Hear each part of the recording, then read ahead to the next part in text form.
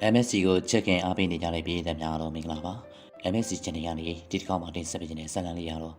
စာရေးဆရာအကြီးတော်ရေးသားထားတဲ့ညတာပါတီဆိုရင်စိတ်ဝင်စားပဲဟာတာဆက်လန်းလေးကိုတင်ဆက်ပေးသွားမှာပါဒီဆက်လန်းလေးကိုတော့ကျွန်တော်ဘုဒ္ဓကနေတင်ဆက်ပေးသွားမှာပါခင်ဗျာကျိုင်းကနေဆိုပြီးထောင်တကားပိတ်တန်ကြားလာတော့မြင်ဦးလှည့်မကြည့်တော့ပါသူရှိကမမြင်ရတာကြာပြီဖြစ်တဲ့မြင်ခွင်းနဲ့လက်ဆက်တဲ့လေးကိုရှူရှိုက်ရင်ဝမ်းသာအားရပြုံးလိုက်ပြီပါလေဟာထောင်ကထွက်တဲ့နေရာဝမ်းသာရသောနေဆိုတာတကယ်မှန်ကြောင်းပေါ့အဲ့လိုလေစိတ်ထဲကနေကြိတ်ပြီးထောက်ခံနေပြီပါလေနေနေငယ်ထောင်ထဲကိုရောက်နေရတဲ့အတွက်သူ့အတွက်အရှင်မြင်နေကြမြင်ခွင်းတို့ကထူးဆန်းလို့နေပါလေသူကတက်ကိုခက်ပြင်းပြင်းရှူသွင်းလိုက်ပါလေပြီးတော့နှုတ်ကလေးတော့ပြီရှေ့ဆက်ပြီးတော့ငါမဟုတ်တာဘာမှမလုပ်တော့သူစကားမဆုံးခင်မှာပဲကြားလိုက်ရတဲ့အတန်ကဟုတ်တယ်ကျုပ်လည်းမဟုတ်တာမလုပ်တော့ရုတ်တရက်ထန်လာတဲ့အတန်ကြောင့်သူလည်းလန့်ဖြန့်ပြီးနောက်ဘက်ကိုလှည့်ကြည့်လိုက်ပါလေကြော့ကူတခိုးကြော့ကူသူ့ကိုထောင်ထဲရအောင်ဒုက္ခပေးခဲ့တဲ့တခိုးပါသူလည်းတခိုးကိုမြင်တော့မျက်လုံးကြီးပြုတ်ပြီးတော့မင်းနဲ့လွတ်လာပြီအဲ့လိုဆိုတော့တခိုးကမောက်မောက်လေးပြုံးလိုက်ပါလေထမှုလေးပါဗျာအတူတူပဲလွတ်မှာပေါ့ဟုတ်ဘူးလားကောင်းလေစွာဟုတ်တာပါအဲ့ဒီတကူနဲ့ခိုးမှုတမှုတွေနဲ့ထောင်တူတူကြခဲ့တာမဟုတ်ပါလားယခုသူ့လွတ်တဲ့ရက်မှာတကူလည်းလွတ်လာတယ်ပေါ့ဝါကြီးမကျင်မနဲ့တက်ခေါက်လိုက်ပါလေတကူကတော့ခက်တည်တည်ပါဝါကြီးတကူကိုကြည့်မရပြီမဲ့ဘာမှမလုပ်ရဲပါဘူးသူကိုယ်တိုင်ခုမှထောင်ကထွက်ပြီးထောင်လေးကိုပြန်မဝင်ချင်ပါဘူးဒါကြောင့်စကားလေးရန်ဆဲတဲ့ဘောဖြစ်တာကို့ဘာသာကိုအိမ်ကိုပြန်ပြင်လိုက်ပါလေခြေလန်း၄-၅လလောက်လမ်းလောက်ပါပြီအနောက်ကနေကပ်ပါလာလေးခြေတန်းကြလို့မတင်ကဖြစ်နေပါလေဒါပေမဲ့လည်းပြီးမကြည့်သေးပါဘူးနောက်တစ်လမ်းနှစ်လမ်းခြေတန်းကကြားရတော့ပါမတင်ကားလို့လှည့်ကြည့်လိုက်တော့တခိုးကနောက်ကကပ်ပါလာပါလေတခိုးနဲ့သူနဲ့ကပ်ပါလာသည်ကိုမြင်တော့ဝါကြီးမျက်လုံးတွေပြူသွားပါလေမင်းငါနောက်ကိုပါလာလို့လာတယ်ကွာဝါကြီးကဒေါသတကြီးအွန်လိုက်ပါလေတခိုးကမထီတီပြုံးလိုက်ပြီးခမရနောက်ကိုလိုက်တာမဟုတ်ပါဘူးဗျာကိုယ့်အိမ်ကိုပြန်လာပါမင်းအိမ်ကဘယ်မှာမို့လဲကွာကျွန်တော်အိမ်လားဝါကြီးစကားကိုတကူကဒူးလေးနဲ့ပခုံးလေးတစ်ချမ်းဆောင်ပြီးပြုံးလိုက်ပါလေပြီးမှကျွန်တော်မိမရှိတဲ့အိမ်ကကျွန်တော်အိမ်ပေါ့ဗျာတကူစကားကြောင့်ဝါကြီးကြက်တီတေးသွားပါလေတကူမိမတရေပလာကဝါကြီးမိမသူ့စားရင်ညီမပါသူ့စားညီမဆိုတော့ဝါကြီးရဲ့ခင်မပေါ့ဒီတိုင်းဆိုတကူသူ့မိမအိမ်ပြန်ပြီဆိုတာသူ့အိမ်ပြန်လာတဲ့အထူးတူပဲမဟုတ်ပါလားသူစားနဲ့ဝါကြီးခင်မတရေပလာတို့ဟာတအိမ်နဲ့အတူနေသူတွေပါဝါကြီးတယောက်ချက်ချင်းပင်ကောင်းရှုပ်သွားပါလေထောင်ကထွက်လာခြင်းတခိုးတယောက်ကိုအိမ်ကိုခေါ်သွားဖို့ဘသူကခေါ်သွားခြင်းပါလေယခုသူမခေါ်ပဲတခိုးကသူ့အိမ်ကိုအလိုလိုရောက်တော့မယ်အချင်းနေပါ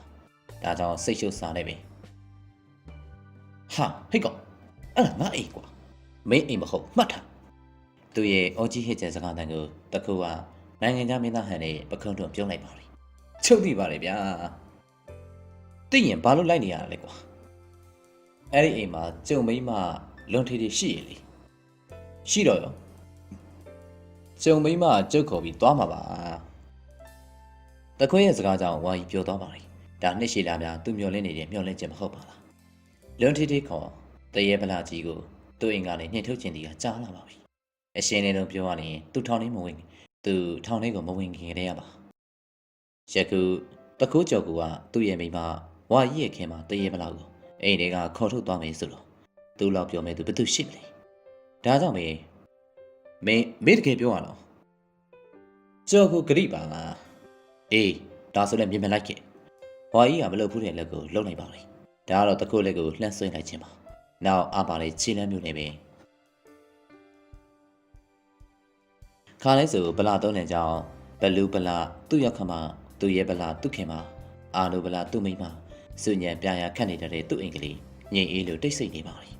ရခင်ကသူစိုက်ပြိုးထားတဲ့တစ်ပင်ပန်းမင်းများဟာလည်းငကိုလိုမဟုတ်ပဲညှို့နှွမ်းရင့်ညော်နေပါပြီသူမရှိတော့လေတစ်ပင်များကိုခရုံမစိုက်ကြတော့ဘူးလို့ထင်ပါလေသူစားဝါကြီးရဲ့အတန်မြင့်ပြီးခေါ်လိုက်တဲ့တန်ပါအထေကဘာမှလှုပ်ရှားမှုကိုမမြင်ရပါဘူးရုတ်တရက်ဝါကြီးကြောင်သွားပါလေနောက်မှဒီကောင်မလည်းအိမ်မြန်နေကြလားဒါမှမဟုတ်ထုံးစံတိုင်းအိမ်လဲပြီးအတင်းတုံနေကြလား အဲ့လိုစဉ်းစားမိပြီးအိမ်ချန်ဝင်းတွေကိုဝင်ကအတန်ထက်မြင်ပြီးခေါ်လိုက်ပြန်ပါလေသူ့နောက်ကတခိုးကကက်လျက်ပါသူစားရေးအိမ်တကားဖြတ်ကနေပွင့်လာပါလေဝါကြီးဝမ်းသာအားရနဲ့အိမ်ပေါဝါနာပြေးသွားရင်သူစားဟင်သူအတမ်းမစုံနေမှာပဲအိမ်လေးကထွက်လာတဲ့အရေးတခုပါစီလိုက်တော့သူမိမသူစားမဟုတ်ပြန်ပါဘူးလူကြီးတယောက်ပါသူမသိရင်လူကြီးတယောက်ပါဘာကိစ္စရှိလို့လဲကွယ်လူကြီးရဲ့အမိပါဝါကြီးရုတ်တရက်ကြောက်နေပါလေနောက်မှတတိယသွားပြီးဟိုလေသူစားတို့သူ့ရဲ့အမိကိုလူကြီးကအိုးဝမ်းချုပ်မျက်မှောင်ကျုံနေတိုင်းကျုံလိုက်ပါလေဘယ်ကသူစားကိုပြောတာလဲလူကြီးရဲ့စကားကြောင့်ဝါကြီးဟာကြောင်ကတန်းနဲ့လက်ညှိုးတောင်းထိုးမြောက်လို့ဖြစ်သွားပါလေဟိုလေဒီအိမ်ကသူစားတို့လွန်ထေးတို့လူကြီးကကောင်းကောင်းစဉ်းစားရင်းနေပြီအော်ဒီအိမ်ကိုဟိုးအရင်ကရောင်းခဲ့တဲ့တငယ်မတွေကိုပြောတာထင်တယ်သူတို့ကဒီအိမ်ကိုဦးထေးမောင်တို့စီကိုရောင်းပြီးဦးထေးမောင်စီကမှမတ်တန်းကြီးစီကမှဦးတို့ပြန်ဝယ်ထားတာကွယ်ဗျာဝါကြီးမျက်စိများပြဝေမူးမှန်မတက်ဖြစ်သွားပါပြီသွားပြီသူမရှိခင်အချိန်လေးတွင်မှာပဲအတုံးမချတဲ့သူ့မိမအာနိုဘလာဟာသူအနှစ်နဲ့လာကြိုတင်စုဆောင်းဝယ်ယူခဲ့တဲ့အင်္ဂလိပ်ကိုအပီတက်ရောင်းချသွားပါပြီရှောင်းလာတော့မှဝဲလက်3နှစ်တောင်ပြောင်းသွားပြီဆိုတော့သူထောင်ကျသွားပြီးမကြခင်ပါပဲရောင်းချသွားခဲ့ရန်တူပါလေတောက်ခေါရုံမှတပါဘာမှမတတ်နိုင်တော့ပါဘူးစိတ်ရှုပ်လို့ကောင်းကိုခက်ချင်ခါရလိုက်ပါလေရှက်ကုန်းပါသူ့ဘဝတောင်ပြေမှာလှတ်တဲ့ခွေးလို့ပေပြေးလို့ပြေးရမှမသိတော့ပါဘူးအလောက်ကလည်းမရှိနေစရာလည်းမရှိပါဘူးသူ့ဘဝကိုသူပြန်တွေးရင်းနဲ့ပင်ရှင်လေးမိပါလေနောက်မှအာတင်ပြီးအသက်ကိုခက်ပြင်းပြင်းရှူသွင်းလိုက်ပါလေတော့ပြီးခဲ့တာတွေဘာမှမစင်သားတော့ဘူးဒီကနေ့ကစပြီငါခြေတော်ပုံငါရက်ပြီအလုတ်ပြန်ပြီးကြိုးစားတော့ပြီဝါကြီးရဲ့ကျုံဝါတတ်ပါသူရဲ့နောက်ကထွက်လာတဲ့ညောင်းနာအတန်ကတော့ဟုတ်တယ်ကျုံနဲ့အဲ့တိုင်းပဲအဲ့ဒီအတန်ကိုကြားလို့လက်ကြည့်တော့တခိုးကြောက်ကိုပါသူလက်ကြည့်လိုက်တာမြင်တော့ရှက်ကန်နဲ့ပြည်တီပြုံးကြည့်ပါလေဒါကိုဝါကြီးကဟေ့ကဟောမတခိုးဟာများအလုတ်ကြိုးစားမယ်လေပါလိပြောအောင်ပါလေမင်းကကြိုးစားပြီးခိုးစားမှာလားကွာအေးအဲ့လိုဆိုတော့တခိုးကသူ့ရဲ့ရင်ဘတ်ပြားများလေးကိုကော့လက်သီးကိုစုပ်ပြီးဟန်တင်လိုက်ပြန်ပါလေကျုပ်ကိုအဲ့လိုမပြောလေချုပ်တဲ့တလုံးမခိုးစားတော့ဘူးလို့တန်တိတ်ထန်ချလိုက်ပြီတခိုးရဲ့ပြတ်သားတဲ့စကားကြတော့ဝါကြီးတရားဝမ်းသာသွားပါလေဒါကြောင့်အာရဝမ်းသာပြုံးလိုက်ပြီအေးကောင်းတယ်ကွာအဲ့လိုဖြစ်ရမယ်ဒါနဲ့မင်းဘာလို့စားလဲဟဲ့လိန်စားမယ်ဟမ်ဝါကြီးဘယ်တော့မှမသိဖြစ်နေပါပြီအိမ်ကလည်းမရှိအလောက်ကလည်းမရှိဆိုတော့သူ့ဘဝကြီးရောင်းနေလေဖြစ်နေပါပြီအရင်လုပ်နေကြပွဲစားနှံကိုတွားတော့လေသူနဲ့လုပ်ဖို့ကံပြီးပွဲစားမျိုးမြင်ထုံးကအေးကွာမင်းကနာမည်ပြရှိသွားပြီဆိုတော့ဒီအလုပ်ထဲကိုပြောင်းဝင်ဖို့လွယ်တော့မှာမဟုတ်ဘူးကွာဒီမှာမင်းဘလို့ပဲပြောယုံကြမှာမဟုတ်တော့ဒါကြောင့်တခြားမှာပဲရုပ်မြင်ထုံးစကားဝါကြီးကဆက်ပြီးမကြရတော့ပါကောင်းလေးကိုငုံရင်ငါနားလိုက်ပါလေကွာငါနားလိုက်ပါလေတကယ်ချင်းငါဖာတာငါပြီ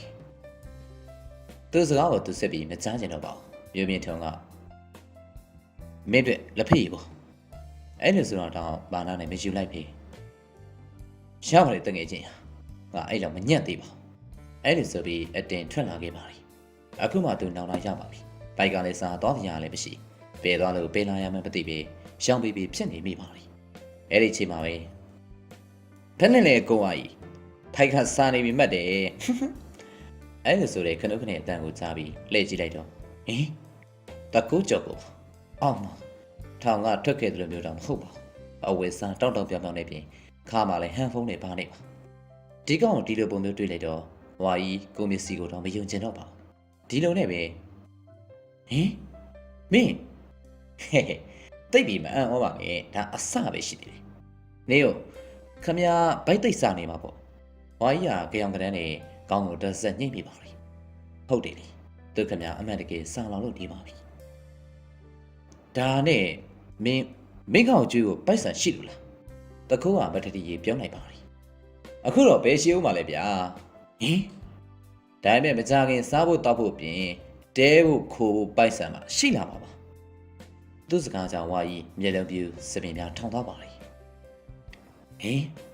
ဒါဆိုမင်းဘာလုပ်ဦးမှာလဲ သူစကားမစုံခင်မှာပဲတခုကဖြတ်လိုက်ပြီဘာမှမေးမနေနဲ့ဟိုမှာကားလာနေပြီလှမ်းပြီးတားလိုက်အောင်အဲ့လိုဆိုတော့ဝါကြီးကကြောင်ကရန်းနဲ့ဖြတ်လာတဲ့တက်စီကိုလှမ်းပြီးတားလိုက်ပါလိမ့်တက်စီရောက်လာတာနဲ့ကျော်ကိုကကားကောင်းကန်းကိုဝင်ထန်လိုက်ပြီအေးဗျာအိမ်မှာအလူကလေးကလှုပ်ချင်လို့ကုံကြောပစ္စည်းဘက်ကိုဈေးစုံတော့ကားဆရာသူ့အမေကိုကားဆရာကမျက်မှောင်ကျုပ်စဉ်းစားလိုက်ပါလိမ့်ညောင်မင်းလေးဈေးစုစုံတော့ပါလေဆရာအဲ့လိုဆိုလိုက်တော့ကျော်ကိုကဒါဖြစ်ရင်ညောင်မင်းလေးဈေးကိုသာမောင်းညာကားပင်လိမ့်သွားပါပြီဝါကြီးကတော့ကျော်ကိုဘာလို့လုံနေမှမသိပဲကြောင်တော်နဲ့ကားပေါ်ပါလာပါလိမ့်မမြင်ရတာလဲကြာဘရောက်တာစားတဲ့မြင်ကွင်းတွေကိုမြင်တော့ဝါကြီးအခုကြုံနေရတဲ့အခြေအနေကိုခက်တာများမိသွားပါလိမ့်ရခင်ကတစ်ထက်တိုက်ဒီနေရာမှာမိုးထီမတဲ့တိုက်မြင့်ကြီးတွေလာပါတွေ့လန်းတဲ့ဥယျာဉ်တွေကျဲပြန့်လာတဲ့လမ်းမကြီးတွေနဲ့ကြီးရှုံမကုံစရာလူတွေကိုကြည့်ပြီးဝါကြီးကျင်းနေနေပါလိမ့်အော်သူ့ဘဝကိုသူပြန်စဉ်းစားကြည့်တော့လာမေကျော်ပွဲစားဘဝကနေ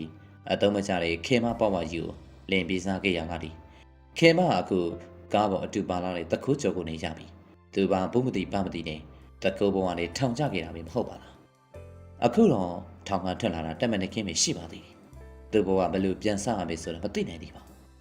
ဝါကြီးတရားရှင်းလေးစားတပြင်းချလိုက်ပြီပါလေအဲ့ဒီချိန်မှာပဲရောက်ပြီအတန်စားလို့လက်ကြည့်လိုက်တော့ညောင်မင်းသေးဆိုတဲ့စိုက်ပုတ်ကိုမြင်နေရပါပြီကျော်ကကားပေါ်ကခက်တီတီစင်လမ်းပုံကိုထုတ်လိုက်ပြီကားဆရာဒီကနေစောင့်နေလို့ဖြစ်မလားကျွန်တော်အလူအတွက်ဝယ်ရမယ့်ပစ္စည်းတွေတခါနဲ့တင်သွားခြင်းတယ်အဲ့လိုဆိုတော့ကားဆရာတစ်ချက်စဉ်းစားလိုက်ပါလေဘယ်လောက်ကြာပါလဲမကြာပါဘူးအလွန်ဆုံး15မိနစ်ဒီကပြီးရင်ပစ္စည်းတွေတင်ပြီးတောက်ကလာ73ရက်ွက်စီးပြီးကအိမ်နံပါတ်43ပြန်သွားမှာဒီမှာကလေဒီရောက်ကိုကူဆောင်ပေးပါမှာသူစကားကိုကားဆရာကကောင်းနေလိုက်ပါလေရတယ်လေ15မိနစ်စောင့်ပေးပါမယ်ခင်ဗျားလူလေးရှိနေပါပြီဗျာကားဆရာစကားကြောင့်ဝါကြီးကောင်းတဲ့ပန်ကြီးသွားပါလေအဲ့ဒီချိန်မှာပဲကျုပ်ကကဲကိုဝါကြီးကျုပ်သွားပြီပြို့ခဏလေးနေပြန်လာမယ်အဲ့လိုဆိုပြီးထွက်ချသွားပါလေဟာဟိကောင်ဝါကြီးတမ်းနေချိန်မမီပါဘူးကျော်ကိုရဲ့ခြေလမ်းများကဝါရင်တခုပြီးသားစွာမှုန်ထွက်လို့နေပါလေသွားပြီဝါကြီးတို့ခံရပြန်ပါပြီဟိုကောင်ကကားမပြီးဘာမပြီးနဲ့ခက်တီတီစီးလာခက်တီတီဆင်းသွားပါပြီအခုတော့ကားပေါ်မှာကားဆရာနဲ့သူ2ယောက်ထိပါသူစီမှာကကားပြီးဖို့မပြောနဲ့ကွန်ဆာတရားပိုက်ဆံအကျွေလေးတောင်မရှိပါဘူးအဲ့ဒါကိုကားဆရာကိုဘယ်လိုရှင်းပြလို့ရမလဲသိပြီပထမဆုံးသူအလိန်ခံလိုက်ရပါပြီဒီချိန်မှာမှထွက်ပြေးလို့ကလည်းမဖြစ်ပြန်ပါဘူးကားဆရာကိုပဲတောင်းမရမလားဒါမှမဟုတ်ထွက်ပဲပြေးရမလားစဉ်းစားနေတော့မှပဲဟိုကားမင်းကြီးလေးအဲ့ဒီကားကိုသွားနေလိုက်အဲ့ဒီအတန်နဲ့တူဟန်ဘုံကိုပြောရင်ညှို့ပြနေတဲ့ကြောက်ကိုသူ့နောက်မှာကစံအေးကြီးထမ်းလာတဲ့အလုပ်သမားတစ်ယောက်ပါချင်းမထားတဲ့မြင်ကွင်းကြောင့်ဝါကြီးမြင့်သက်သွားပါလေကားဆရာနောက်ခန်းဖွင့်ပေးအောင်လေအတန်နဲ့တူကားဆရာကားမခံကိုဖွင့်ပေးပါလေဒီကောင်ဘာလုပ်တာလဲဘာအကြံစီလဲအဲ့လိုစဉ်းစားနေတော့မှပဲကြောက်ကိုဝါကြီးဒီကိုခဏဗျအဲ့လိုခေါင်းလိုက်တဲ့တန်ပါဝါကြီးလည်းဘုံမသိပါမသိနဲ့ကားပေါ်ကဆင်းလိုက်ပါလေဒါကိုသူ့နောက်ကလိုက်တင်လာတဲ့လူတစ်ယောက်ကကျက်တော့ငါးပိတ်တာကိုအဲ့လိုဆိုတာကိုကြောက်ကိုကအခက်တီတီနေအေးအဲ့ဒီမှာအကုတ်ကောင်ကိုတင်လိုက်အကုတ်ကောင်လို့ပြောတဲ့ပုံကပိုင်စိုးပိုင်နေပါဝါကြီးကဘာမှဝေခွင့်မနိုင်တော့ပဲကြောက်ကိုနာကိုကတ်လိုက်ပါလေဟိကောင်မင်းပါလေရှောက်လို့နေရတယ်ဝါကြီးမေးကိုကြောက်ကိုကအန်ကျိတ်တန်နေပဲခမရဘာမှမသိပဲနဲ့တောင်းနေစမ်းပါအဲ့လိုဆိုပြီးသူဟန်ပုံပြောသလိုနဲ့အတန်ကိုအားလုံးကြားနိုင်အောင်မြင့်လိုက်ပါလေဟယ်လိုအေးဒီမှာပစ္စည်းတွေတော့ဝင်နေပြီဒါမဲ့ပတ်စံမလောက်ဘူးဖြစ်နေတယ်ကွာအဲ့ဒါဗျာအော်ဟုတ်ကဲ့ကားဆရာစီကပဲခဏဆွဲထားလိုက်မယ်အိမ်ရောက်မှပြန်ရှင်းလိုက်ပေါ့ဗျာနော်အဲ့လိုဆိုပြီးဟန်ပုံရဲ့စကားပြောပေါက်ကိုလက်နဲ့ပိတ်လိုက်ပါလေကြားတဲ့အတိုင်းပဲကားဆရာကြီးဈေးဝယ်ရင်လက်လွန်နေလို့ပိုက်ဆံလေးအပူပိုင်းခဏလောက်ပြီးဗျာအိမ်ကြမှာပဲပြန်ရှင်းမယ်အဲ့လိုဆိုတော့ကားဆရာလည်းသူ့ကားပေါ်ကပစ္စည်းတွေကိုကြည့်ပြီးတက်ကြွလာအလှူအတွက်ပဲဗျာကုညီရမှာပေါ့ဒါနဲ့အိမ်ကြမှာကားနဲ့ပေါင်းရှင်းရမှာနော်အဲ့လိုဆိုတော့ကိုကြောက်ကခက်တီတီပြုံးလိုက်ပါလေစိတ်ချပါဗျာဝယ်ထားတဲ့ပစ္စည်းတွေကြည့်အောင်ခင်ဗျားကားတစ်စီးလုံးတင်လုံလောက်ပါမလားပဲအဲ့လိုဆိုတော့ကားဆရာဟာသူ့အိတ်ထဲကိုပြန်လိုက်ပါလေကြောက်ဒီမှာဒီနေ့ကားမောင်းလို့ရတဲ့ကွေ3000ပဲပါလေဒါပဲယူထားလိုက် တခိုးလက်ထဲကိုငွေ3000ထိုးပေးလိုက်ပါလေကျော်ကူကငွေကိုလုံးဝတော့မရည်ကြည့်ပဲသူ့အိတ်ထဲကိုထိုးသွင်းလိုက်ပြီချေးစုပါပဲဗျာအဲ့လိုဆိုပြီးဖုန်းကိုသူ့နားပြန်ကပ်ပါလေဟယ်လိုရပြီနေယောဘာဝေရမယ်ဆိုတာပြောဆန်စီကဘယ်နှပိတ်တာလဲအဲ့လိုဆိုပြီးစီတဲ့ဘက်ကိုပြန်လှည့်သွားပြန်ပါလေဝါကြီးနဲ့ဦးချောင်ချောင်နဲ့ကျော်ကုန်းလောက်ကိုရောင်းပြီးလိုက်သွားမိပါလေနောက်သူဈေးဝယ်တဲ့ဆိုင်ရှိလေရောက်ရောဖုန်းဘက်ကိုနားနန်းခက်တီတီနဲ့ရှက်လိုက်ပြီဘာအချိုဝက်တယ်မဟုတ်ပိုက်ဆံဒီမှာဈေးဝယ်လို့ကုန်ပြီလေမုံဝယ်ဖို့ဘယ်ကြံတော့မလဲမရှိတော့ကုန်ပြီဘာဈေးဝယ်တဲ့ဆိုင်ကခဏယူပြီးအိမ်ရောက်မှရှင်းရမယ်ဖြစ်ပါမလားဗျာမျက်နှာပူစရာကြီးသူတယောက်တည်းဖုန်းတွေကပြောနေပါလေဆိုင်ကလူတွေကလည်းသူ့ကိုငေးကြည့်နေကြပါလေကျော်ကတော့ခက်တီတီပါဒါဆိုလည်းပြီးရောဗျာပြောကြည့်မယ်လေအဲ့လိုဆိုပြီးသူဈေးဝယ်နေတဲ့ဆိုင်ရှင်ဘက်ကိုလှည့်လိုက်ပါလေခဲကြားနေတိုင်းပဲဗျာအလူလို့ဖို့ပစ္စည်းတွေဝယ်ရင်လည်းငွေတွေကလက်လွန်ကုန်တယ်အလူကလည်းအလူကြီးတွေဗျာလာသမျှလူအားလုံးကိုမိကုန်မတိတ်တန်းထမင်းကျွေးကျင်နေရဲ့ဆိုလို့ယူလာတဲ့ငွေတွေဘယ်လောက်ဘူးဖြစ်နေရဲ့ဗျာအဲ့ဒါဒီဆိုင်ကလူတယောက်ထည့်လိုက်ပေါ့ဗျာအိမ်ရောက်တော့အားလုံးရှင်းပြီးကားနဲ့ပြန်ပို့ပေးမယ်အားလုံးကသူ့ကိုကြည့်ပြီးကြောင်တောင်နဲ့ကောင်းငင်ကြပါလိမ့်ဒါကိုချက်ကူကခောက်မှပတ်လိုက်ပြီအဲ့ဒါဗျာအလူအတွက်တော့ပြည့်စုံသလောက်ရှိပြီဝက်ကအချိန်20တော့ကိုဝါကြီးအဲ့လိုဆိုပြီးမစီမဆိုင်လှည့်ပြီးတော့ဝါကြီးတရားကိုဘူးမသိဘာမသိနဲ့ကောင်းငင်လိုက်ပါလိမ့်ဟုတ်ကဲ့အချိန်20ပါအချိန်20လောက်ပါမလားဗျာလောက်ပါလေဒါဆိုအချိုဝဲတယ်ပဲကြမ်းတော့တာပေါ့ဟုတ်ဝါကြီးနဲ့တိုင်ပင်မထားပြီးပဲကပ်ပြီးပါသွားပါလေဒါကိုကြော်ကူကဆိုင်ရှင်ဘက်ကိုလှည့်ပြီးအဲ့ဒါပဲဗျာအလူအတွက်ကအချိုဝဲပဲကြမ်းတော့တာအချိုဝဲပြီးရင်တော့အထမြောက်ပြီဗျာဒါကြောင့်လည်းငွေလေးနည်းနည်းပါးပါလှည့်ပေးစီချင်ပါလေကျွန်တော်ကားနဲ့ဒီဆိုင်အကိုတယောက်လိုက်သွားပြီးအိမ်ကျတော့ပြန်ယူပေါ့ဗျာပြောရလဲအားနာပါလေဗျာအဲ့လိုဆိုတော့ဆိုင်ရှင်ကပြပါတလေးနေအားနာစရာမလိုပါဘူးရပါလေကိုယ်ဆိုင်မှာအများကြီးအားပေးတယ်လူပဲနောက်ပြီးအင်မတန်ပုံမြတ်တဲ့အလူကိစ္စအတွက်ပဲဘလောက်လို့လဲပြောမှာဆိုင်ရှင်စကားကိုကြောက်ကတစ်ချက်စဉ်းစားလိုက်ပြီး8000လောက်ဆိုရပြီထင်ပါလေ8000မလုံးနဲ့လေမှတ်ရတာလို့ရတသိန်းသာယူသွားဆိုင်ရှင်ရဲ့စီနာပါငွေတွေကိုလမ်းယူလိုက်ရင်ကျေးဇူးပဲဗျာကြော်ကိုရဲ့ကျေးဇူးတင်စကားပါကဲဒါဆိုလေ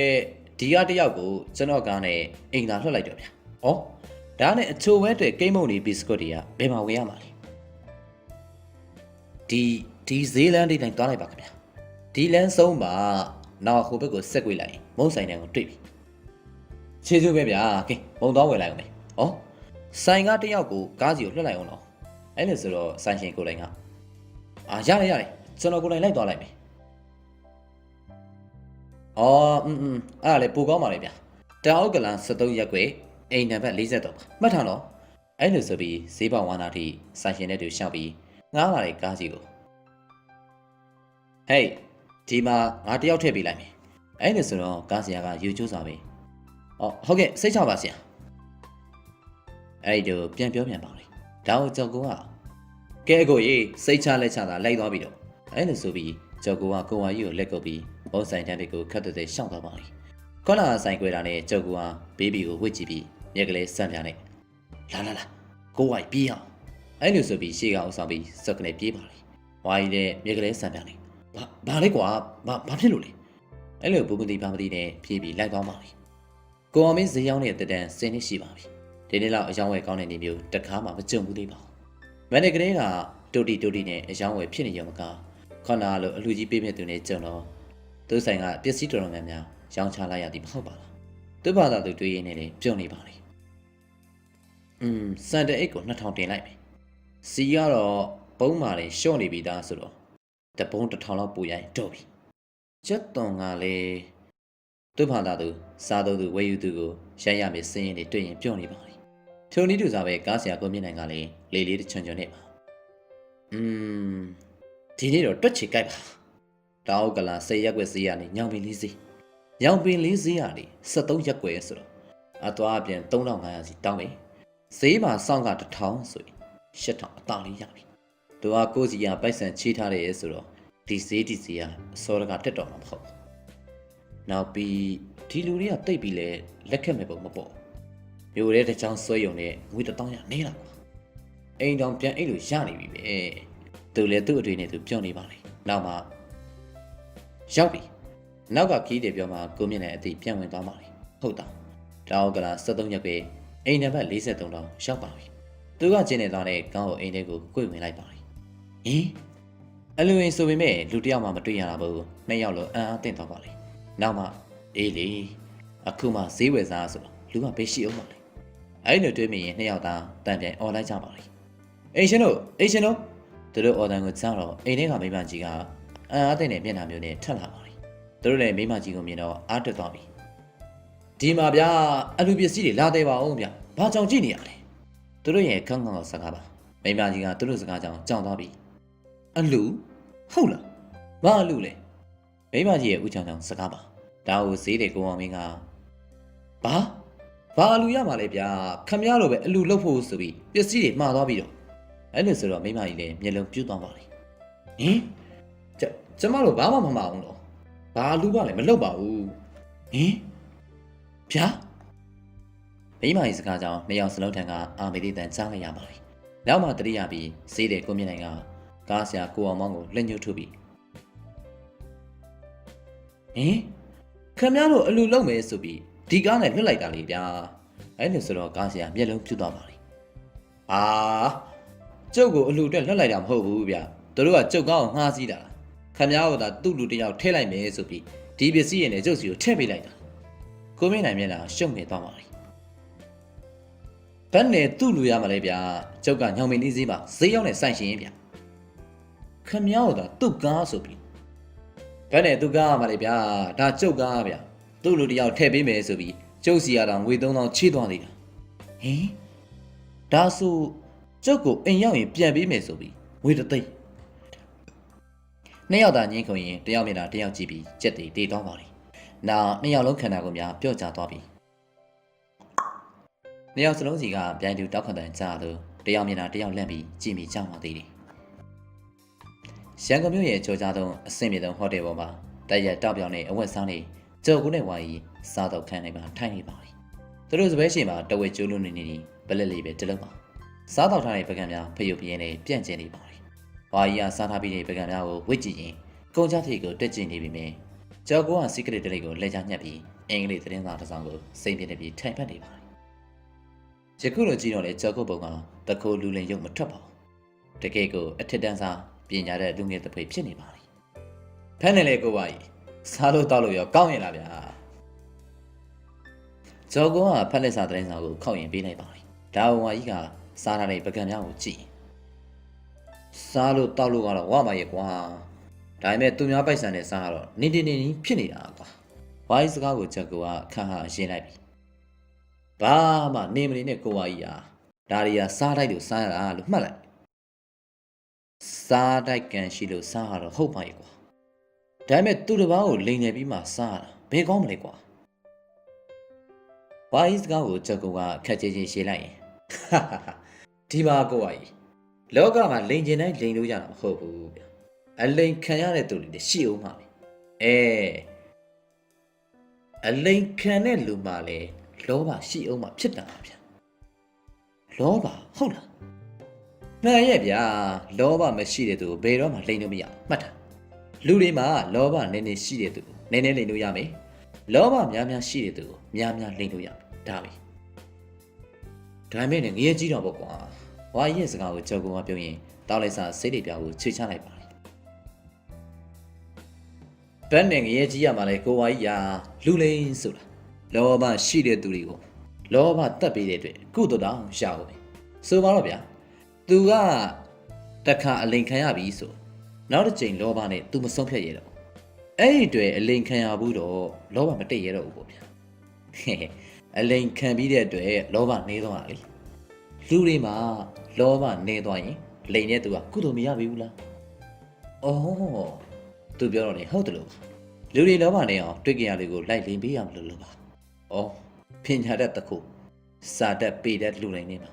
လာပြီးတွေ့နေရပါလားကဲဒါတွေရှင်းပြနေလို့ဆုံးမှာမဟုတ်ဗျာ စားထားတာနဲ့ဘိုက်လေးနေပြီလမ်းလေးပါလေးထွက်ပြီးရှောက်ရအောင်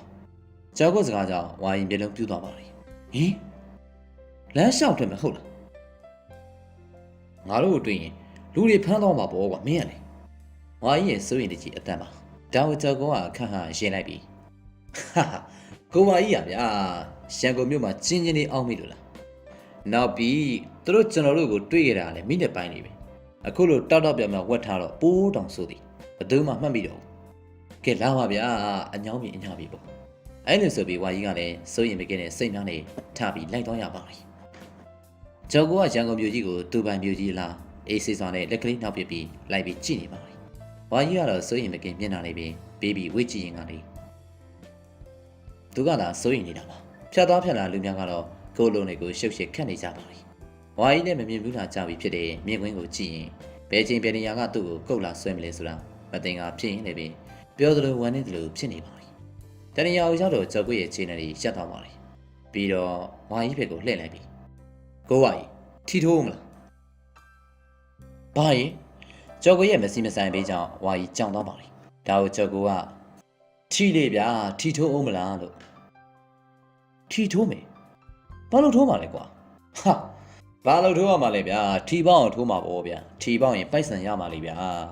ကျော်ကွရဲ့စကားကိုဝါကြီးကြောင်နေပါလိမ့်နောက်ပါအေးလေ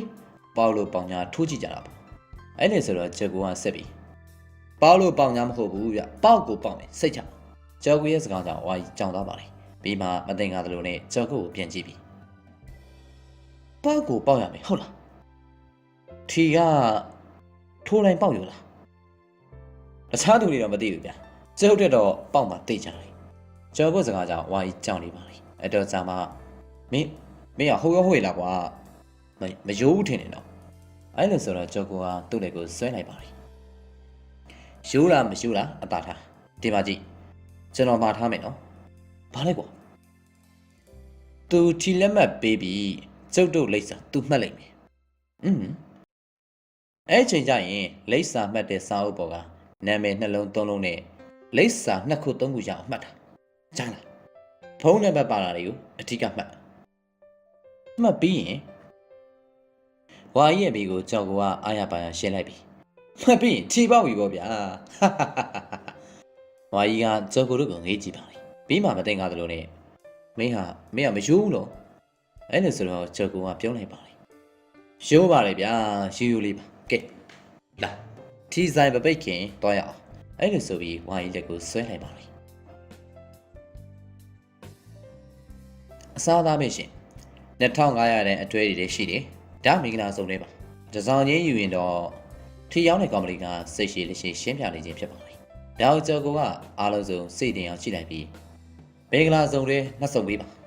ကောင်မလေးကကျော်ကိုပြောတဲ့အတိုင်းမင်္ဂလာစုံလေးပေးဖို့လုပ်ပြီးပါဟိုဘယ်နံပါတ်လူချင်းလဲအဲ့လိုဆိုတော့ကျော်ကကြားဖြတ်လိုက်ပြီးဘယ်နံပါတ်ဖြစ်ဖြစ်ပါဗျာ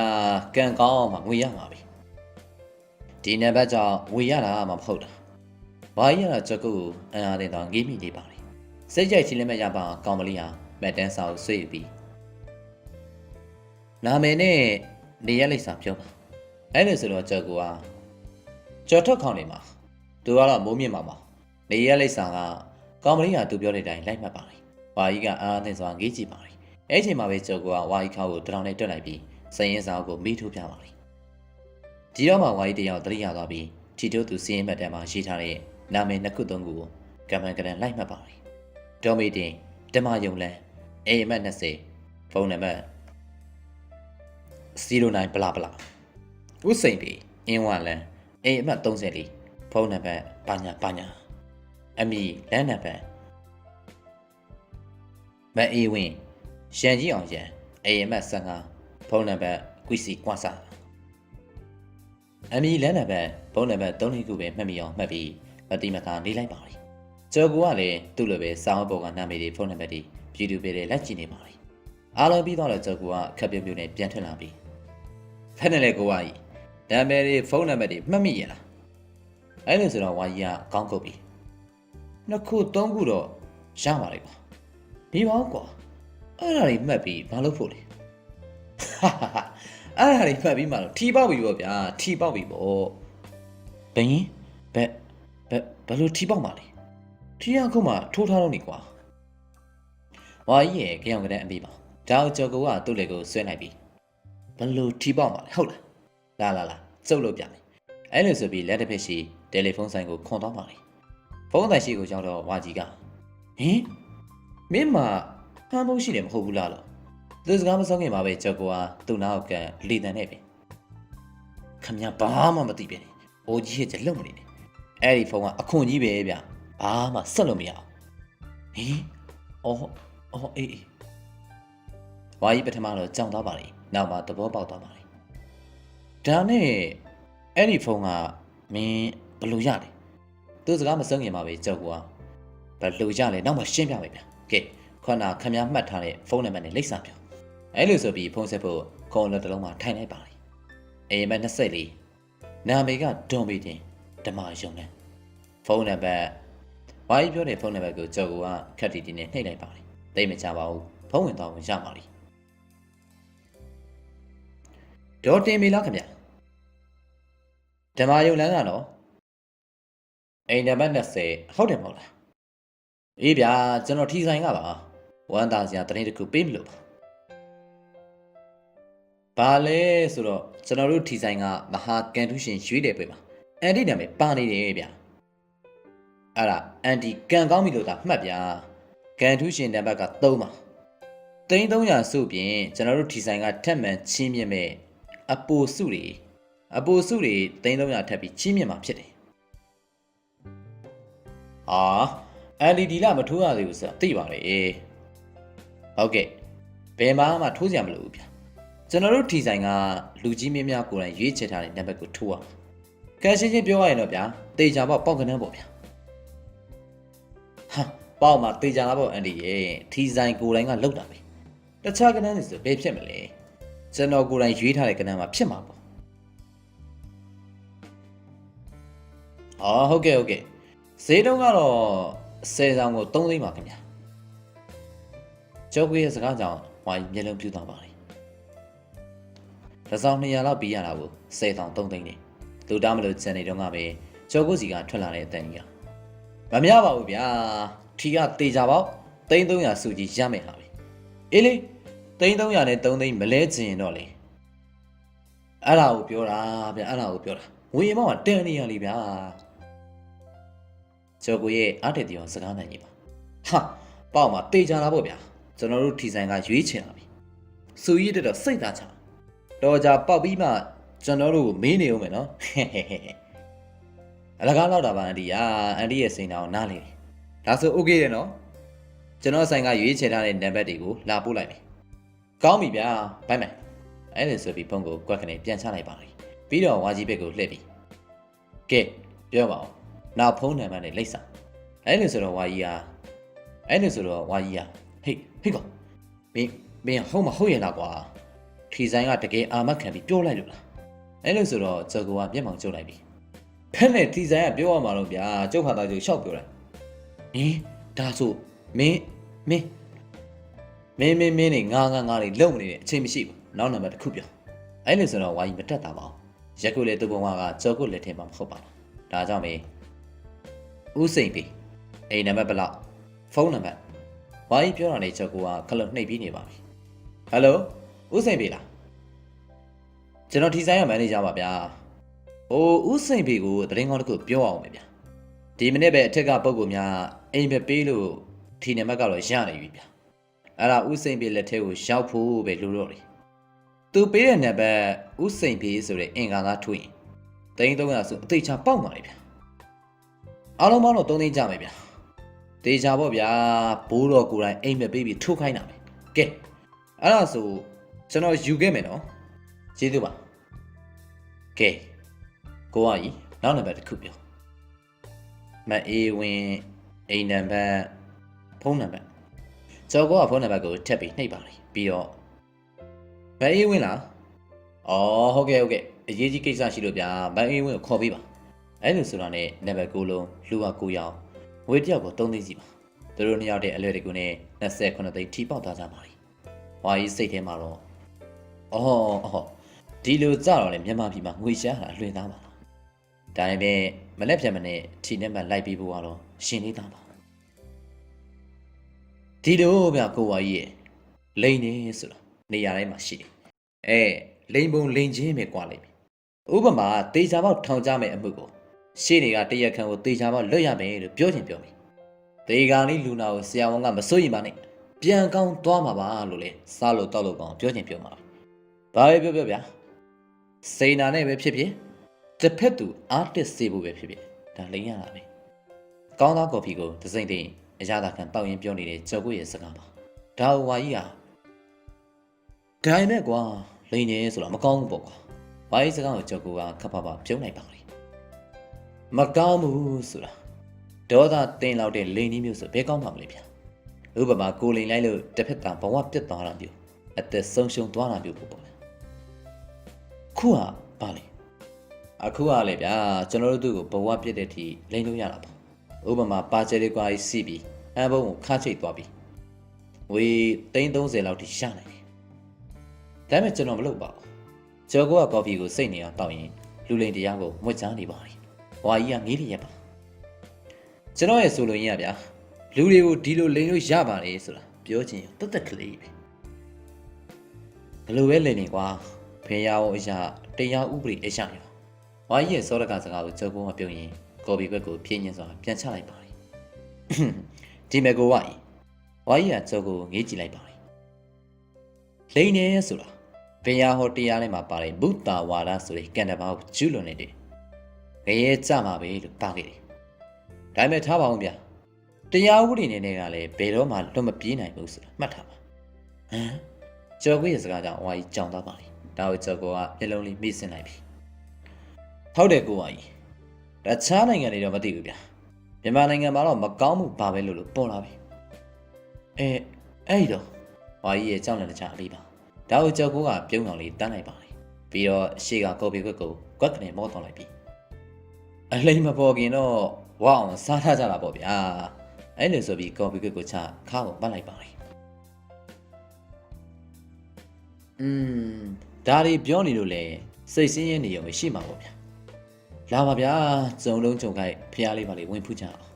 အဲ့လိုဆိုပြီးကျော်ကိုကမတ်တက်ထရလိုက်ပါလေသူ့နောက်ကဝါကြီးကတော့ခြေတီထနေတဲ့မျက်နှာပါတက်ဆက်တုံနေတဲ့ဒူးစုံကိုကန်လိုက်ရင်းနေပဲဖျားဘော်ကိုရောက်လာတဲ့ကျော်ကိုကကျွန်တော်ဒီမှာခဏနေခဲ့မယ်ဗျာအဲ့လိုဆိုပြီးဝါကြီးတယောက်တည်းဘုရားပရုံပေါ်တက်ခင်ပါလေကိုပေါ်မှာလည်းကြော်ကိုဆင်ပေးထားတဲ့အင်ကြီးဖြူရောပစုတို့နဲ့ခန့်တန်းနေပါလေဖခင်ရဲ့ချုံမြတဲ့ဆေးလင်းစံများချတော့ဝါကြီးစိတ်ခက်တာခဏအေးချမ်းသွားပါလေမျက်နှာမှာလည်းကြည်ညိုတဲ့ငြိမ်ချမ်းတဲ့စိတ်များကလည်းချက်ချင်းကိုဖြစ်ပေါ်လာပါလေအော်ဖခင်ရှင်ကိုလိုမြတ်ရဲ့တကူလိုကြောင်းပါလားဝါကြီးကတွေ့ရင်ပြုံးနိုင်ပြီပါလေကြည်ညိုတရာစွာနဲ့ဖခင်ကိုတပတ်ပတ်လိုက်ပါလေအဲ့နောက်မှာတော့ခြေတောင်ကြောင်းလာတယ်လို့ဖြစ်လာလို့ခက်တာနိုင်ရန်ဖခင်တစောင်းများကိုဝိတ်ကြည့်လိုက်ပါလေတစောင်းတစ်ချောင်းမှာလည်းလူတွေကခက်ကြချင်းတာပြည်နေတဲ့အောင်ဖြစ်နေပါလေသူကဘယ်နေရာကိုဝင်ရကောင်းလို့နဲ့စဉ်းစားနေစပါပြီသူ့ထံကိုကုတ်ချီနဲ့ပြေးလာတဲ့သူတယောက်ပါကြည့်လိုက်တော့ကြောက်ကိုပါကြောက်ကိုကကုန်းနဲ့ပြေးလာပြီးသူ့ထံရောက်တာနဲ့သူ့ထံကပါလာတဲ့ပရိကြီးတကုံကိုဆွဲပေးလိုက်ပါလေကြောက်ကိုရဲ့မထင်မှတ်တဲ့အပြုအမူကြောင့်ဝါကြီးလည်းအံ့အားသင့်သွားပြီမင်းသူ့ရဲ့အတန်မဆုံးခင်ပါပဲကြောက်ကိုကသူ့လက်ထဲကိုပိုးပြီးကြီးတဲ့ပရိကြီးတကုံကိုထိုးထည့်ပေးလိုက်ပြီးရှူတူကဲကျုပ်ပြောတဲ့အတိုင်းသာရှောက်တော့ဘယ်လိုဘိုးဘက်တောင်ဘက်မုတ်ပေကတစောင်းကိုတွားလိုက်အိန္ဒိယကတွားပြီးတော့ပရိစိတ်တွားအဲ့လိုဆိုတော့ဝါကြီးလေကြောင်သွားပါလေငါဘာတွားလောက်ပါမလဲကွာဇောကိုကအတန်ခက်တူးတူးနေပြီတွားမယ်လားတွားစမ်းပါဗျာခမည်းတော်မှာကျုပ်ရှိအဲ့လိုဆိုတော့ဝါကြီးလေဇောကိုလှည့်ကြည့်လိုက်ပါလေသူ့နောက်မှာမခိုးရီကိုမူကြနဲ့လက်အုပ်ချပြီးလိုက်ပါလာလေဇောကိုပါမင်းဘာလုပ်တာလဲကွာအဲ့လေဇောကိုကအန်ကျိတ်တိုင်းနေပြီမင်းမနေနဲ့ကိုဘာသာကိုအေးစစ်စစ်ပဲတော့ဝါကြီးလည်းစစ်ပြီးမမေးတော့ပါဘူးအရှိကသာပရိကိုကန်လိုက်ပြီးရင်တစ်ထင်းနဲ့ရှောက်တော့ပါလေသူ့နောက်ကသူ့ကိုလက်အုပ်ကလေးချီပြီးမခိုးရီကိုလိုက်လာလိုက်ကြော့ကိုပါတစောင်းလောက်ရောက်လာတဲ့ဇောကိုကတစောင်းလေးကိုကျူတင်ပြေးဝင်သွားပြီးခမ်းမြင့်တရားတစ်ခုကိုဖုတ်ဖက်ခါပြီးရှင်းလင်းပြီးပါလေအဘဆရာဒီနေရာကိုကြွပါခင်ဗျာဒီဘက်ကိုကြွပါအဲ့လိုလွန်စွာကျိုးလွန်တဲ့အမူအရာနဲ့ဥအောင်စီပြီးကြိုလိုက်ပါလေသူ့ရဲ့နေဘေးမှာလည်းအရွယ်တော်မိန်းမကြီး10ယောက်ခန့်ကဝါကြီးကိုငေးကြည့်နေကြပါလေ အားလုံးငေးကြည့်နေကြတော့ဝါကြီးလည်းဘာမှမသိပဲရှူတူရှင်းနေဖြစ်ပြီးတစောင်းလေးကိုမဝင်ရဖြစ်နေပါလေဒါကိုကြော်ကိုကဝါကြီးကိုမျက်ရည်ပြလိုက်ပြီးကြွပါပါဒီကဖះမတွေကအဘကိုအနောက်ရှစ်ပေးဖို့မဟုတ်ပါဘူးဂျုံလုံးဂျုံခိုက်ဂါရဝပြုဥတိုက်ဖို့ပါပဲကြော်ကိုစကားကြောင့်ဝါကြီးပို့ပြီးစဝေးစွာဖြစ်နေပါလေခုနကပဲအတူတူတက်တဲ့ကိုဝါကြီးခွန်ရီယာကနေအခုတော့မတူပတန်အဘလိုခွန်နေပါပြီဘာဖြစ်လို့ဘာလို့လို့ဘာခံရမှမသိတော့ပါဒါအောင်ရိပ်မိနေတဲ့ကြော်ကိုကအဘတော်တဲ့တောင်လေးကိုခန္ဓာကြီးလှည့်လဲနေတာနှစ်ပေါင်းကြပြီလေလောကီရင်းနေတယ်အဆွေးနေချင်တော့ဒါပေမဲ့တခါတလေကြုံလုံးကူညီမှာပါကြော့ပါပါအဲ့လိုထက်မှန်တောင်းဆိုလိုက်တော့ဝါကြီးလည်းမထူးတော့ဘူးလို့စိတ်ကိုပန်းဖြတ်လိုက်ပါလေတစောင်းလေးကသူပြင်ပေးထားတဲ့နေရာကိုခက်တီတီနဲ့ဝင်ထန်လိုက်ပါလေသူဝင်ထန်လိုက်တာနဲ့ကြော်ကိုကသူ့ကိုဥဆိုင်ချတော့ဂုံပြီးကြော့ပါလေဘေးနာအတော်ကြီးများကလည်းကြော်ကိုနဲ့ဝါကြီးတို့ရဲ့အပြုတ်မှုကြောင့်ထိုင်ပြီးတော့ပဲကြော့ရမလားထပြီးတော့ပဲထွက်သွားရမလားမသိဖြစ်နေပါလေဒါအောင်ရိပ်မိတဲ့ကြော်ကိုကသူတို့ဘက်ကိုလှည့်ပြီးအဘဖျားကိုးစုကိုလှည့်နေပြီအတိတ်တဝင်နေရလေသူပြောတာဘာမှမဟုတ်ပါဘူးခုနကအရက်ဆိုင်ကထလာကြတာပါအခုအဘအတိတ်ထံပြီးလို့လူတွေကိုကူညီဖို့အချိန်ပေးတာအန်ဒီတို့လည်းအဘနဲ့တွေ့ရတာကံကောင်းပြီမှတ်တော့ကဲတိလို့လားမေးကြဗျာအဲ့လိုဆိုတော့မိမကြီးများပြပါတဲ့ဖြစ်သွားပါလေတယောက်မျက်နှာတယောက်ကြည့်ပါလေမေးတယ်မမေးတယ်စဉ်းစားနေတဲ့ပုံပါဝါကြီးကလည်းသူထင်မှတ်ထားတဲ့အချင်းနေမဟုတ်လို့ကောင်းကောင်းပြီးပရိစိတ်ချအောင်စောင့်နေရပါပြီအတန်ကြာမှမိမကြီးတယောက်ကအရေးဆွပြီးရှေ့ကိုတိုးပါလေဟုတ်ဒီလိုပါဗျရေသူစကားဆလိုက်တာနဲ့ကြောက်ကကြားဖြတ်ပြီးအဘကိုအခုတွေ့အခုမေးလို့ပေးရမလဲနောက်ပြီးအဘကဒီနေ့ဝစီပိတ်ကျင့်နေရလေအဲ့တော့နာမည်နဲ့နေရက်လိပ်စာသာပေးထားကြမတက်ပြန်ကြရင်အဘခမရတို့အခက်အခဲတွေကိုအားလုံးဖြည့်ရှင်းပေးလိမ့်မယ်အဘနာမည်နဲ့ရုပ်ကိုကြည့်ပြီးဒီနေ့အတိတ်တံဝင်ထားပြီးပြီမတက်ပြန်ကြမှာခေါ်စနလာကိုကြပေါ့အဲ့လိုဆိုပြီးကြောက်ကဘေးနေပြီးသူအားလုံးရဲ့နာမည်နဲ့နေရက်လိပ်စာများယူထားလိုက်ပါလေအားလုံးနာမည်နဲ့နေရက်လိပ်စာကြမှာကြောက်ကကဲမတက်ပြန်ကြရင်ဒီရပဲစောင့်နေကြတော့မနေ့ပြန်ကြမှာပဲအဘရဲ့ဟောစတန်ကိုဒီကပဲလာယူကြပေါ့အဲ့လိုဆိုပြီးဝါကြီးဘက်ကိုမခိုးရီကိုလက်အုပ်ပြန်ချိပါလေအဘကြီးခွန်ရဲ့သားသမီးများကိုကြုံလုံးကြုတ်ခိုင်းကဲတင်စောင့်ရှောက်ပေးပါလို့အဘတပည့်ကျွန်တော်ကဦးခိုင်ပန်းစင်တောင်းမှအပ်ပါလေခင်ဗျအဘကြွလို့ရပါပြီအဲ့လိုဆိုလိုက်ပါဝါကြီးတဲ့အချင်းချက်ကလွတ်မြောက်သူတစ်ခွင်ဝမ်းသာသွားပါလေဒါပေမဲ့စက်ကနေမထရဲပါဘူးဆရာကောင်ပြီးသားစီရင်ဖြင်းချင်းစွာနဲ့ထညက်လိုက်ပါလေနောက်မှဖြင်းချင်းစွာတစောင်းကထက်လိုက်ပါလေကျော်ကိုကသူ့နောက်ကလက်အုပ်ချီရင်ကပ်ပြီးပလာပါလေခန္ဓာမိမကြီးများသူတို့ကိုငေးနေရပါဝါကြီးကလည်းလူများသူ့ကိုတန်တော်ငေးကြည့်နေကြတာတကြောင်ကျော်ကိုသူ့နောက်ကယူသေးစွာလက်အုပ်ချီလိုက်လာတာကတကြောင်ဖို့မန်တက်ပြီးဖြင်းချင်းစွာရှောက်နေပါလေတစောင်းတင်းအကွယ်တစ်ခုရောက်မှအနောက်ကလိုက်လာတဲ့ကျော်ကိုကမန်ကရန်းနေပြီဟေးလူမင်းခံမနေနဲ့ပြေးတော့လေဟင်ကျော်ကိုရဲ့လော်တကြီးစကားကြောင့်ဝါကြီးကြောင်သွားပါလေဒါကိုကျော်ကိုကဘာရင်းညာလေးလုံမနေနဲ့ပြေးလော့ပြေးပြီတော့အဲ့လိုဆိုပြီးတွန်းလိုက်ရဝါကြီးလည်းဘာမှစဉ်းစားမနေပဲခြေကုန်တုတ်ပါလေသူတို့စိတ်ထဲမှာတော့သူတို့ကိုဖမ်းမိတ်ရင်းကပဲရောက်လာတာပဲလားသူတို့လိန်ခဲ့ဘူးသူများကလည်းလိုက်လာတာပဲလားလို့ထင်ပြီးမုံနေအောင်ပြေးလိုက်ခဲ့ပါလေဝါကြီးတဲကိုကိုပြန်ရောက်ပြီးချိန်ထိကျော်ကိုကမရောက်သေးပါဘူးဝါကြီးမိမိခန်းထဲဝင်ပြီးကရင်ပေါ်မှာခက်တာလဲပြီးအမောဖြင်းနေလိုက်ပါလေအဲဒီနောက်မှာသူ့ရဲ့အဖြစ်ကိုသူပြန်တွေးမိပါလေချောင်းကလွတ်ပြီးတာနဲ့ကုံကြောက်ဆိုင်တစ်ဆိုင်လိန်ငယ်ပြီးပါပြီနောက်ထီတိုးသူများကိုဆက်နေပါလေယခုတော့ဘိုးတော်တူဦးတယ်ဘိုးတော်ဘဝမှာသူကဘာဆက်လို့ရမေကိုလုံးဝမသိပါဘူးဟောကောင်ထံမှာဘာအကြံစီတွေရှိနေမှသူမသိပါဘူးလိန်ပြီးပြီလားဒါမှမဟုတ်လိန်ကိုအစပြုလို့မေလားသူလုံးဝမသိခဲ့ပါဘူးအမှန်တော့ဘိုးတော်ဘဝနဲ့သူဟာလုံးမပတ်သက်ပါဘူးဖရာသာမှန်ရှစ်ခုဖြစ်ခဲ့ပြီမေတခါမှဘိုးတော်ဖြစ်ရင်အထိမရည်ရွယ်ခဲ့ဘူးပါအခုမှမရည်ရွယ်ပဲဘိုးတော်ဖြစ်နေရပါပြီဘာဆက်လို့ပါကန်ရမှလည်းမသိတော့ပါဘူးအမှန်တော့ယခုလုပ်နေတဲ့အလုပ်မှန်သမျှသူလည်းဝါသနာမပါပါဘူးဘာမှလည်းမကျွမ်းကျင်ပါဘူးဘယ်ကနေဘလို့ဖြစ်သွားမှမသိဦးဆောင်နေသူကတော့ကြောက်ကိုပါကြောက်ကိုကျိုးစိတ်ရကိုသူကလိုက်ပြီးကနေရခြင်းပါဂရင်မော်လိမ့်နေရင်သူ့ဘဝကိုသူပြန်ပြီးစဉ်းစားနေမိပါလိမ့်နိုင်လန့်ကြည့်လိုက်တော့ညနေစောင်းနေပါပြီသူ့ရင်နဲ့ထိတ်ကနေဖြစ်သွားပါလိမ့်ကြောက်ကိုပေါ်မလာသေးပါဘူးကြောက်ကိုသူ့ကိုမှလိမ့်သွားပြီလားစင်တိုင်းအိပ်ပျော်ရမယ့်စာမျက်လုံးမြင်ပို့ပြီးပြူးချေသွားပါလိမ့်ဟိုကောင်ကလိန်လို့ထွက်ပြေးသွားရင်သူ့သေးပါပြီ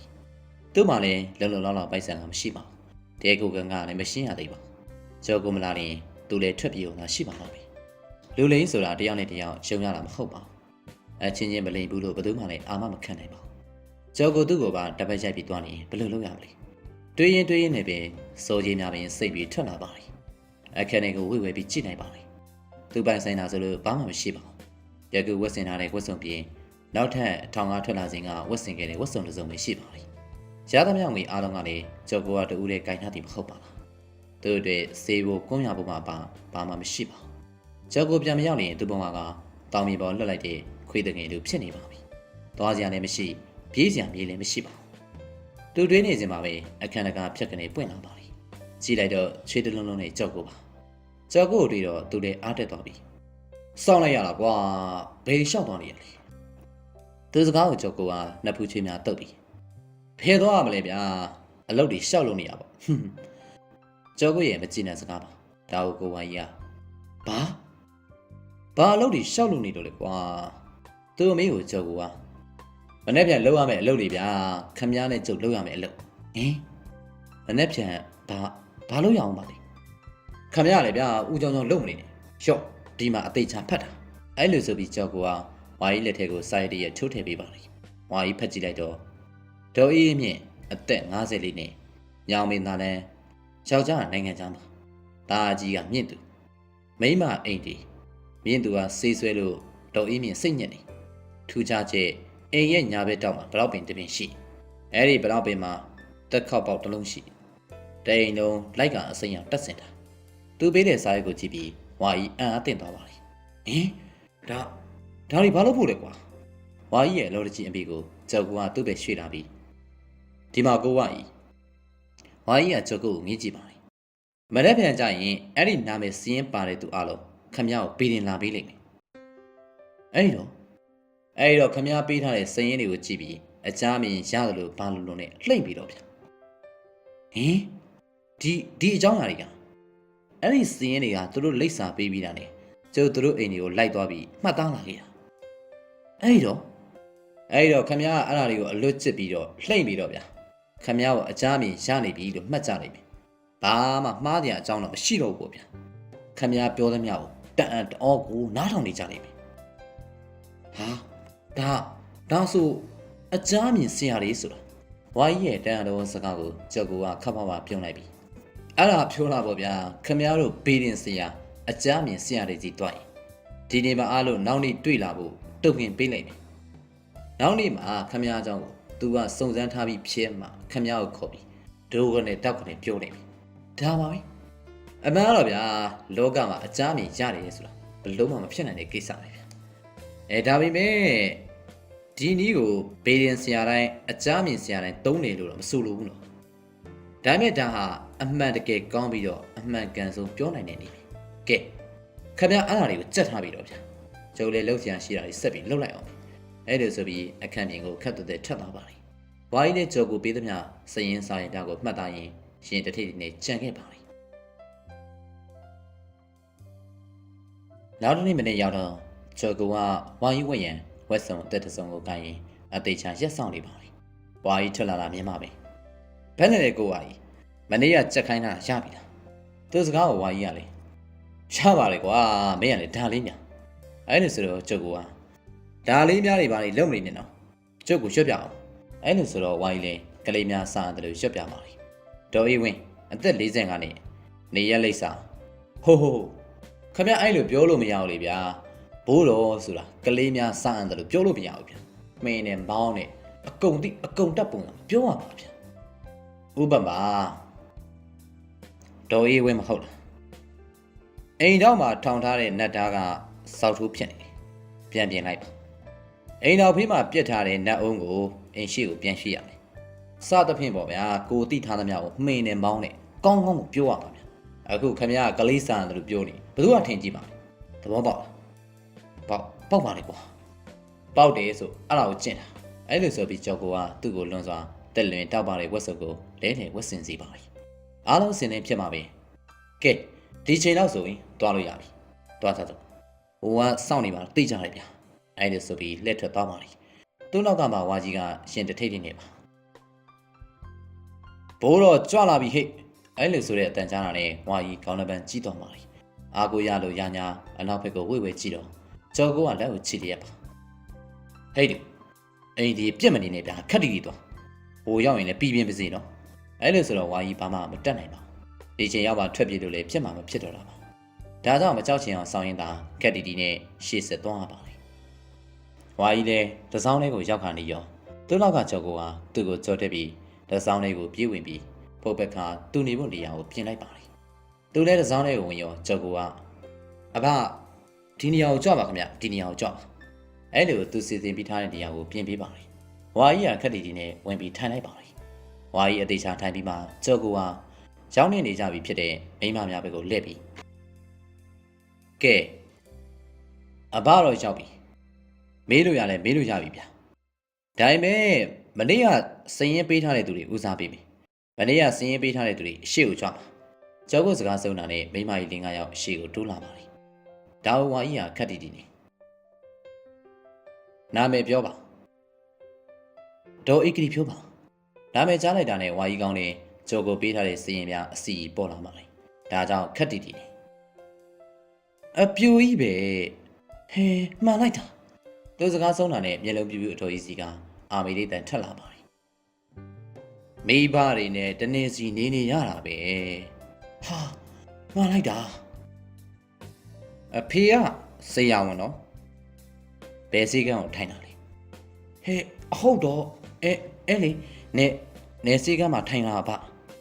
ဝါကြီးကလည်းကြက်ထားသမျှပြောတာကိုမှန်နေကြီးထောက်ခံနေတော့အားတက်နေပါလေအခုဒေါ်ဤကတိဖြိုးကကိုကြိုက်နေတဲ့ကောင်လေးအကြောင်းလာမေးနေရမဟုတ်လားအဲ့လိုဆိုတော့ဟိုတော်ကြီးလည်းအရှက်သေးပြီးပါဇက်သေးကိုလက်သုံးချောင်းထိုးထည့်လိုက်ပါလေအိုးဘိုးတော်ကလည်းတိရတာနဲ့အောင်မ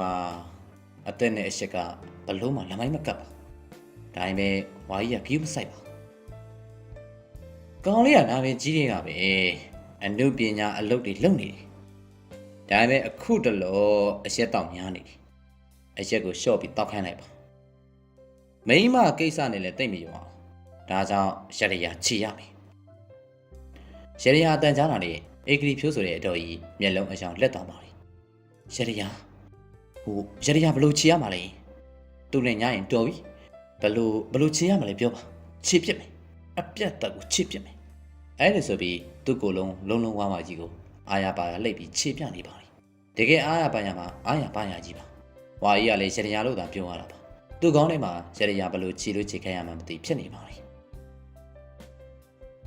ပြောလေဘလို့ခြေရမှာလဲလို့မြင်ပြောနောက်ကျသွားရင်ဟိုမောင်လေးကနေဒီဘိုးတော်ဘက်ကိုလှည့်လာမှာနော်အဲ့လိုဆိုတော့ဝါကြီးမျက်လုံးပြူသွားပြီအဲ့လိုတော့မလုပ်နဲ့ရရရကအဲ့လိုဆိုပြီးခက်တာစဉ်းစားပါလေပါဇက်တဲရှိတာပြောချလိုက်ပါလေရရရကတနင်္ဂနွေနေ့နေ့လယ်12နာရီတိတိမှာအိမ်ရှိတဲ့မီးဖို့ပြီးမင်းညော့ခါးလေလောက်ရှိတဲ့အချိန်လွှားကနေ9ချိန်ခုံကြော်ရမယ်ဟင်ခုံကြော်ရမယ်ဝါကြီးစကားကြားတာနဲ့ဒေါ်ဂရီပြောဆိုသူကြီးမျက်လုံးပြူးသွားပါလေနောက်မှတတိယသွားတယ်လို့နေဟင်နေ့လယ်12နာရီမှာအိမ်ရှိမှာမီးပုံကြီးပုံပြီးမင်းညွန့်ခါးလေလောက်ရှိပါလွှားကနေခုံကြော်ရမယ်ဟုတ်လားဟုတ်တယ်ပါဇက်ကလည်းဒိုးကိုများ9ယောက်ကြားလို့3ချိန်3ကအတန်နဲ့ကြည့်နေအော်ရမှာဒါမှခန္ဓာကိုယ်ရဲ့အပူတွေမီးပုံတွေကိုချပြီးကြံခဲ့ပါလေ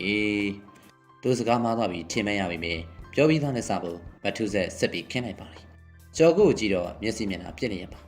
ဟုတ်တယ်ဒီသူနီးစနစ်ကဘာဘူးမှပြီးပုံတွေကိုကြဖို့မရှိပါဘူးထံမိန်မီးလောင်ပြီး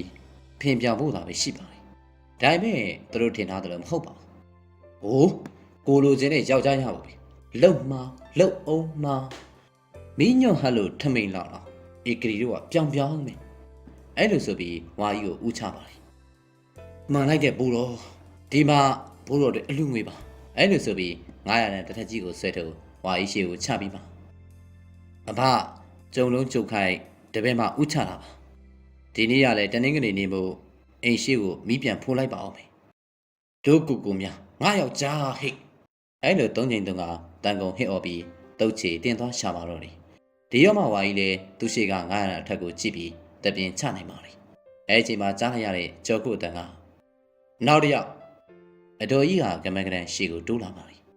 နာမည်က မတန်းဆွေ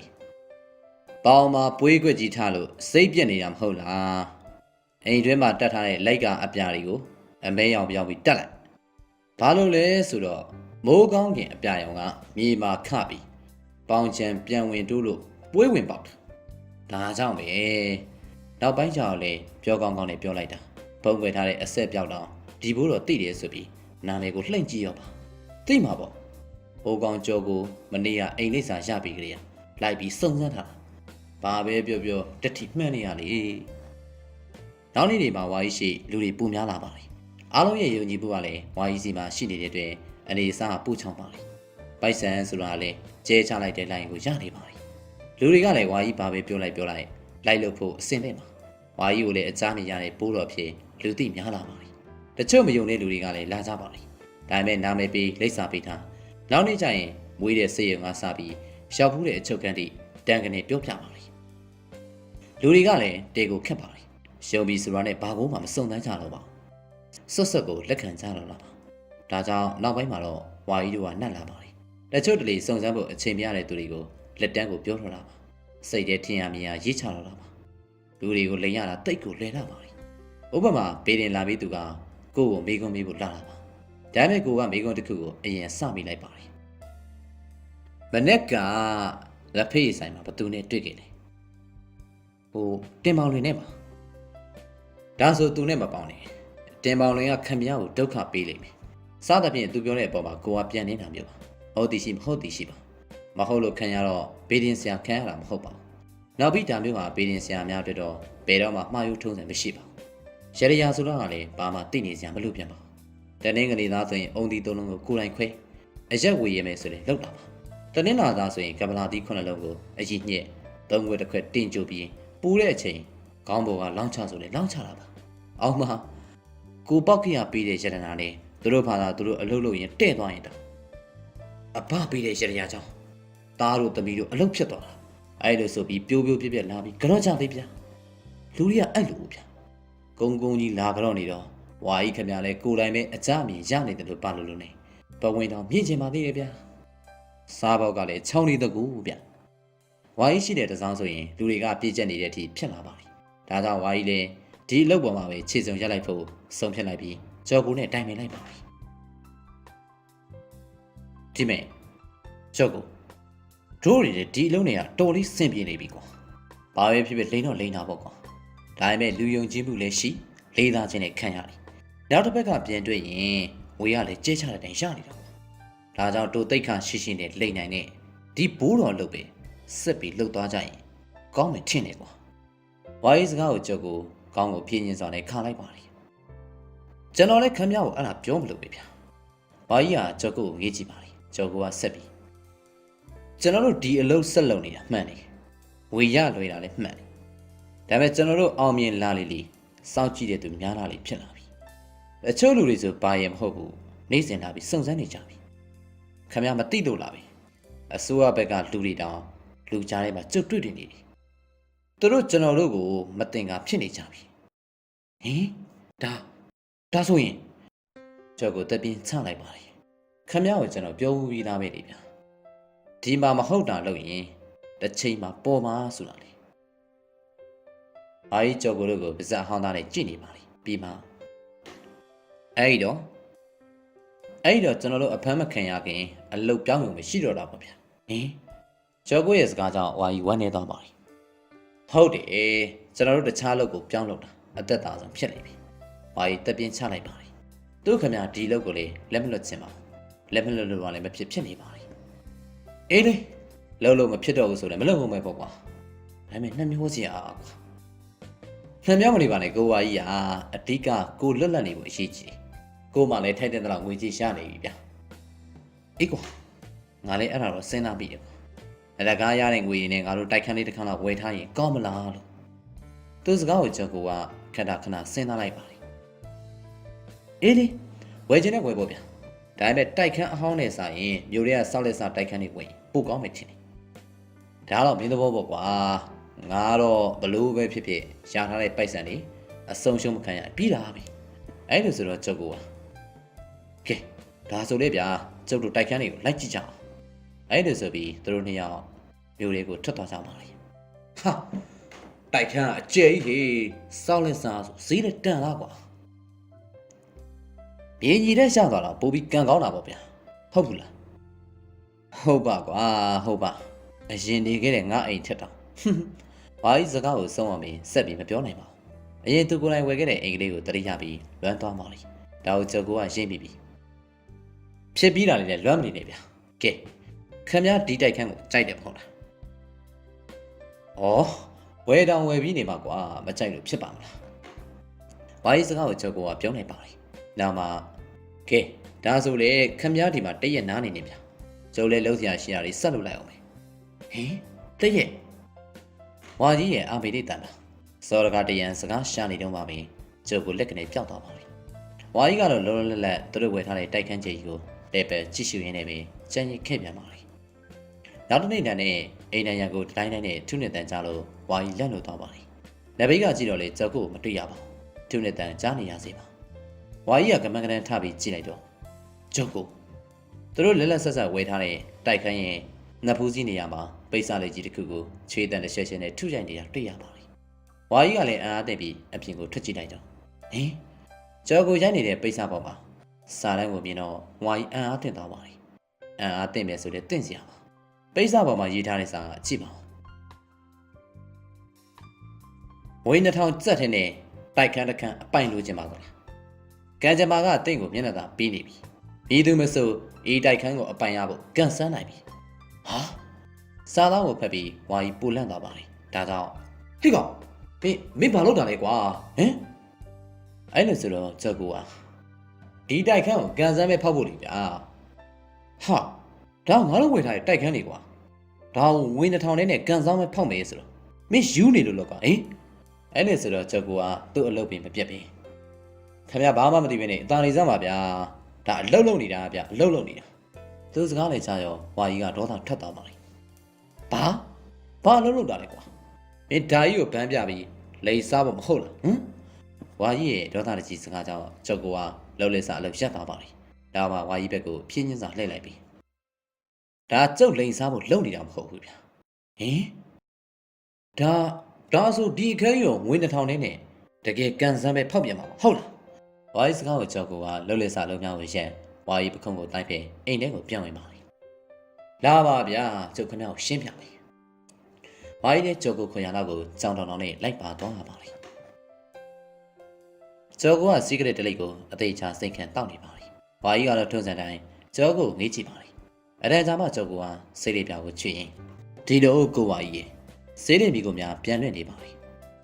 ကျွန်တော်တို့ဒီတိုက်ခန်းကိုဝယ်တာ30ဆိုပါတော့ဗျာ20ကျော်ပါအခုကန်ဆန်းဘဲကတစ်ဆောင်2000ဆိုရင်လက်မှတ်အဆောင်1000ဆိုရင်30ပြန်ရပြီလက်မှတ်အဆောင်1000ဆိုတာဒီနေ့တနေ့ရတောင်ရောင်းရနိုင်ပြီဟင်ဒါဆိုကြံတဲ့ပိုက်ဆံနောက်နေ့ပိုက်ဆံတွေကိုမင်းတိုက်ခန်းအဆုံးခံပြီးလိန်ပြေးမှာပေါ့ဟုတ်လားဘာကြီးရဲ့ဒေါသတကြီးစကားမှာဒါကိုကြော်ကိုကတောက်လက်စာစီကလေးကိုထိုးချရင်ခပ်ပါပါပြုံးလိုက်ပါလေဟဲ့လို့မဟုတ်ဘူးလေဗျာဘလို့ကြော်ကိုရဲ့စကားကြောင့်ဝါကြီးကြောင်သွားပါလေဒါကိုကြော်ကိုကစစ်ပြီးတော့ကျွန်တော်အခုလုပ်နေတဲ့လုပ်နည်းကတိုက်ခန်းလဲအဆုံးမခံရဘူးငွေလဲပို့ရမယ်နေပြီဟင်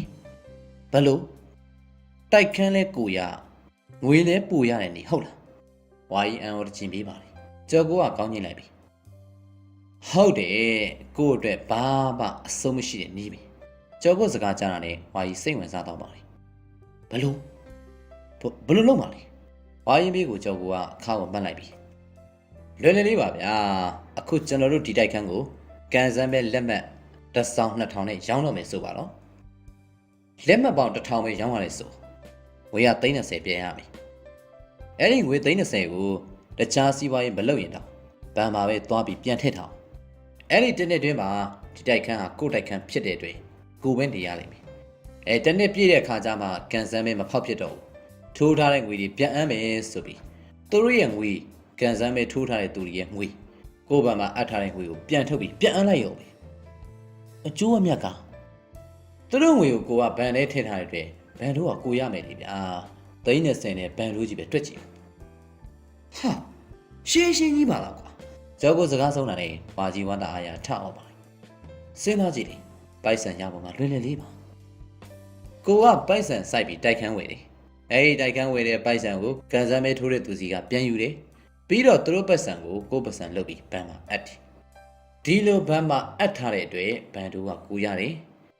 နောက်ဆုံးကန်ဆန်းမဲမှာဖောက်ဖြစ်တော့ဘူးဆိုပြီးကန်ဆန်းမဲထိုးထားတဲ့သူတွေကိုငွေပြန်အမ်းလိုက်တော့တိုက်ခန်းကလည်းကိုဝယ်ထားတဲ့တိုက်ခန်းကိုပဲပြန်ပိုင်တယ်ဘန်းမှာအပ်ထားတဲ့ငွေကလည်းကိုငွေပေါ့ဘန်တို့ကျတော့ကိုပဲရဘလောက်စင်ပြီလဲဟုတ်လိုက်ပြီကွာဒါမျိုးငါတခါမှမစင်သားမိဘူးကွာ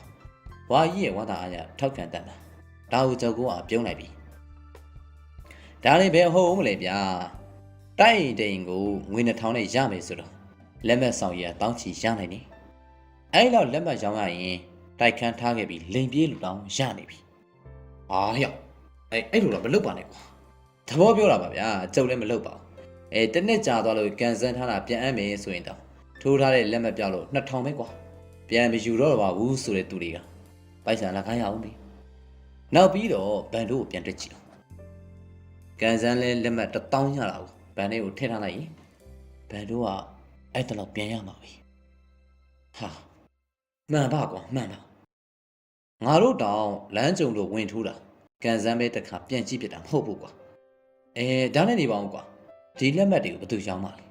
ဝါကြီးရဲ့ပေးပါဒါကိုကျုပ်ကပြုံးလိုက်ပြီမပူပါနဲ့ဗျာကျုပ်စီရင်ပြီးသားပါဟုတ်မှလာပြီကျော်ကိုညွန်ပြရကိုဝါကြီးလှည့်ကြည့်လိုက်တော့လာတာပါတာကောင်းမလေးတယောက်ပါဟာနေတဟာဝါကြီးရဲ့အာမေတိတန်ပါကျော်ကိုပြုံးလိုက်ပြီခံစမ်းပဲထိုးကျင်အောင်ဒါမျိုးနဲ့လေမြူဆွေရတယ်ရဲ့ဗျဟိဟိကျော်ကိုရဲ့ရှေ့တန်းပါသူတို့တိုင်ပင်နေတော့မှပင်ကောင်းမလေးကပြုံးရှင်တဲ့မျက်နှာလေးရောက်လာပါလေကိုကြီးကျော်ကိုမာရဲ့နော်အဲ့လိုဆိုတော့ကျော်ကိုပြုံးပြပြနေမာပါရဲ့ဗျာမာရဲ့မာလာမတကူလုံးကိုမာနေတာဟိကျော်ကိုရဲ့စကားကိုကောင်းမလေးကအတိတ်ပဲပေါက်တယ်လို့ပခုံးလေးတွန့်ပြီးပြုံးပါလေပြီးမှतू ကရောအဲ့လိုဆိုပြီးဝါကြီးကိုမင်းကုန်ပြပါလေဒါကိုကျော်ကိုက तू ကလုပ်ငန်းမှာတော့ကိုစီယာလုံနောက်ွယ်မှာတော့ကိုတပည့်ပေါ့အဲ့လိုဆိုလိုက်ရကောင်းမလေးကဒါဆိုစီယာတပည့်ပေါ့ဟိဟိအဲ့လိုဆိုရင်သူ့ဖန်သားသူသဘောကျစွာရှင်းနေပါလေအတန်ကြာမှပဲကျော်ကိုဟာကဲကိုဝါကြီး तू ကမစ်စုတဲ့ကျုံနဲ့တူလုံးမဲ့သူပေါ့အဲ့လိုဆိုလိုက်ရဝါကြီးနဲ့ပြုံးပြပြနေဟုတ်ကဲ့ထွေးရတာဝမ်းသာပါလေကောင်းမလေးကကောင်းကြီးအသိမဲ့ပြပြီးပြုံးနေပါလေကျော်ကိုကဆက်ပြီးကဲအခုချိန်ကစပြီးကျွန်တော်တို့အားလုံးသွေးတောက်တွေဖြစ်ကုန်ကြပြီဒီလောက်တွေအားလုံးကိုမစ်စုကိုပဲလွှဲခဲ့ရတော့ပါပြီအဲ့လိုဆိုတော့ဝါကြီးလည်းမျက်လုံးပြူးသွားပါလေဟင်ဒါဆိုငါတို့ကကျွန်တော်တို့ကခရီးထွင်းရမယ်လေဟင်ခရီးထွင်းရမယ်ဘာလို့လဲဝါကြီးရဲ့အလုပ်တစ်ချင်းအပေးပါဒါကိုကျော်ကိုကအရှိစပွဲကုန်းကိုတတော်တော့ခောက်ရင်ကိုဝိုင်းတတိမထားမိလို့ပါဗျာအခုကျွန်တော်တို့နောက်ကိုလိုက်နေတဲ့အဖွေရှိတယ်ဗျာဟင်ဟုတ်လားဝါကြီးပြပါတလေးနဲ့အနောက်ဘက်ကိုပြန်လှည့်ကြည့်နေပါလေဒါတော့လည်းမစိုးရိမ်ပါနဲ့ဗျာကျွန်တော်တို့အမြန်ဆုံးဒီကခွာနိုင်ရင်ရမှာတည်ဘေးတော့လေကွာဘေးကိုခွာမှာတည်ဝါကြီးမိကိုကျော်ကိုကမျက်မှောင်ကျုံဆင်းလာရင်ကျွန်တော်ကတော့မိထီနာဘက်ကိုရှောင်းရင်ကောင်းမလားပဲစဉ်းစားမိတယ်ဗျာ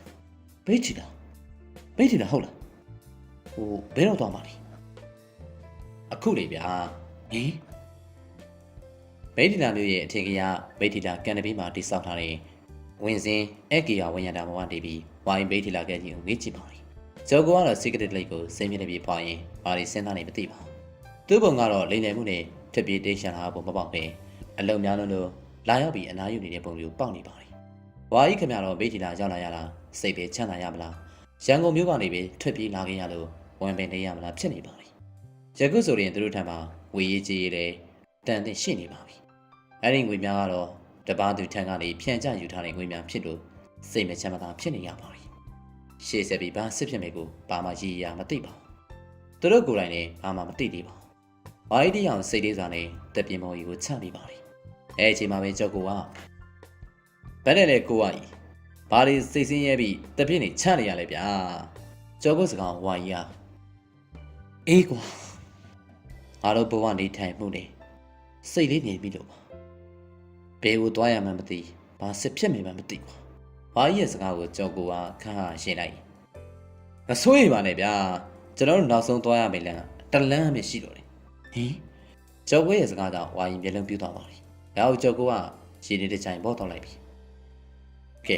လာပါဗျာမိထီလာမျိုးကိုရှောက်တော့ရောက်ခိုက်ရှောက်နေကြတာ။အဲ့ဒီဆိုလိုက်ပါလေ။အေးမြလက်ဆက်တဲ့မိထီလာကန်ကဖြတ်တိုင်လာတဲ့လေးပြေကိုရှုသိရင်ဝါရီစိတ်ထဲပေါ်ပါနေပါလေ။ကျော်ကိုကတော့သူ့လိုမဟုတ်ပါဘူး။လာများကိုမြစ်ချင်းမပြတ်ကြည့်ရင်ငိုက်ဆိုင်နေပါလာပါလေ။အဲ့ဒါကြလမ်းလျှောက်ပြီးပါကျော်ကိုကကဲလာဗျာကိုဝါရီလမ်းလျှောက်လာလည်းပင်ပန်းပြီတဆိုင်တိုင်းနဲ့ဝင်ရောက်အဲ့လိုဆိုပြီးစားဆောင်တိုင်းတစ်ခုကိုဝင်ချသွားပါလေဆိုင်လေးကိုရောက်တော့ရက်လေးပဲတလုံးနဲ့အပြေးမှားလိုက်ပါလေအဟောကောင်းတာကိုပါစားမယ်တောက်မယ်ဆိုလေလူလိုက်နေပါလားခဏနေတော့စပွဲတူလေးပြန်ရောက်လာတော့ကျုပ်ကညီလေးလာပါအောင်ကွာစပွဲတူလေးကြောက်ခုနာကိုကတ်လိုက်ပါလေဟိုဘာလို့လုပ်လဲဆရာဘာမှမလုပ်ချင်ပါဘူးကွာသိကျင်တာလေးရှိလို့ဟုတ်ကဲ့မေးပါဆရာကျော်ကိုကရက်လေးပဲတစ်ဖက်ကိုသူ့ဘန်ခွဲထဲလောင်းထည့်ဒီမိထီလာတာစီတဝိုက်မှာဘာပေါ်လဲကျော်ကိုမိကိုစပွဲတူလေးကခက်တာဆင်းလာပြီးပါဘာပေါ်လဲဆိုတော့စံစပါးနဲ့ဝါရီပဲပေါ်တယ်ဆရာစပွဲတူလေးစကားကိုကျော်ကိုကမျက်မှောင်ကျုပ်စဉ်းစားလိုက်ပြီမဟုတ်သေးဘူးကွာတခြားရောစပွဲတူလေးကောင်းကုန်ပါလေနောက်မှာစီတို့တခြားစားတော့ကုန်လို့သူစကားကိုကျော်ကိုကကောင်းခါလိုက်ပြန်ပါလေမဟုတ်သေးပါဘူးကွာနောက်တခြားဘာဖို့သေးလဲအဲ့လိုဆိုတော့စပွဲတူတွေကစိတ်ညစ်လာပါလေတခြားဆိုရင်တော့မွေပဲပေါ်တယ်မွေဟုတ်လားမွေတန်ချားတာနဲ့ကြောက်ကုန်းမျက်လုံးအရှောင်လက်သွားပါလေမွေကတကယ်ပေါ်လာလားကွာဟာတကယ်ပေါ့ဆရာရေဒီနှစ်ကမိုးလည်းများလို့လားမသိနေရာတိုင်းလို့မွေတွေ့နေရတယ်တလောကတော့ကျွန်တော်တို့ဆိုင်ကစပွဲတူတွေတယောက်မွေကြိုက်ခံလို့စိတ်ုံပို့လိုက်ရသေးတယ်မင်းပြောတာအမှန်ပဲလားကွာ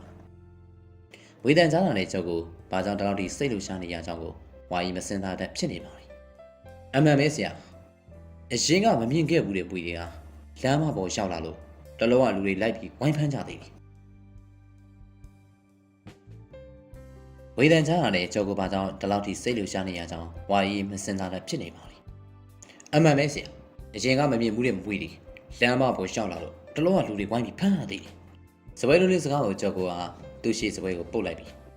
ဟုတ်ပြီကွာကြိုက်သွားပြီကဲညီလေးဒါကညီလေးတွေပေါက်စုအဲ့လိုဆိုပြီး900နဲ့ရွထုတ်ပေးလိုက်ပါပြီ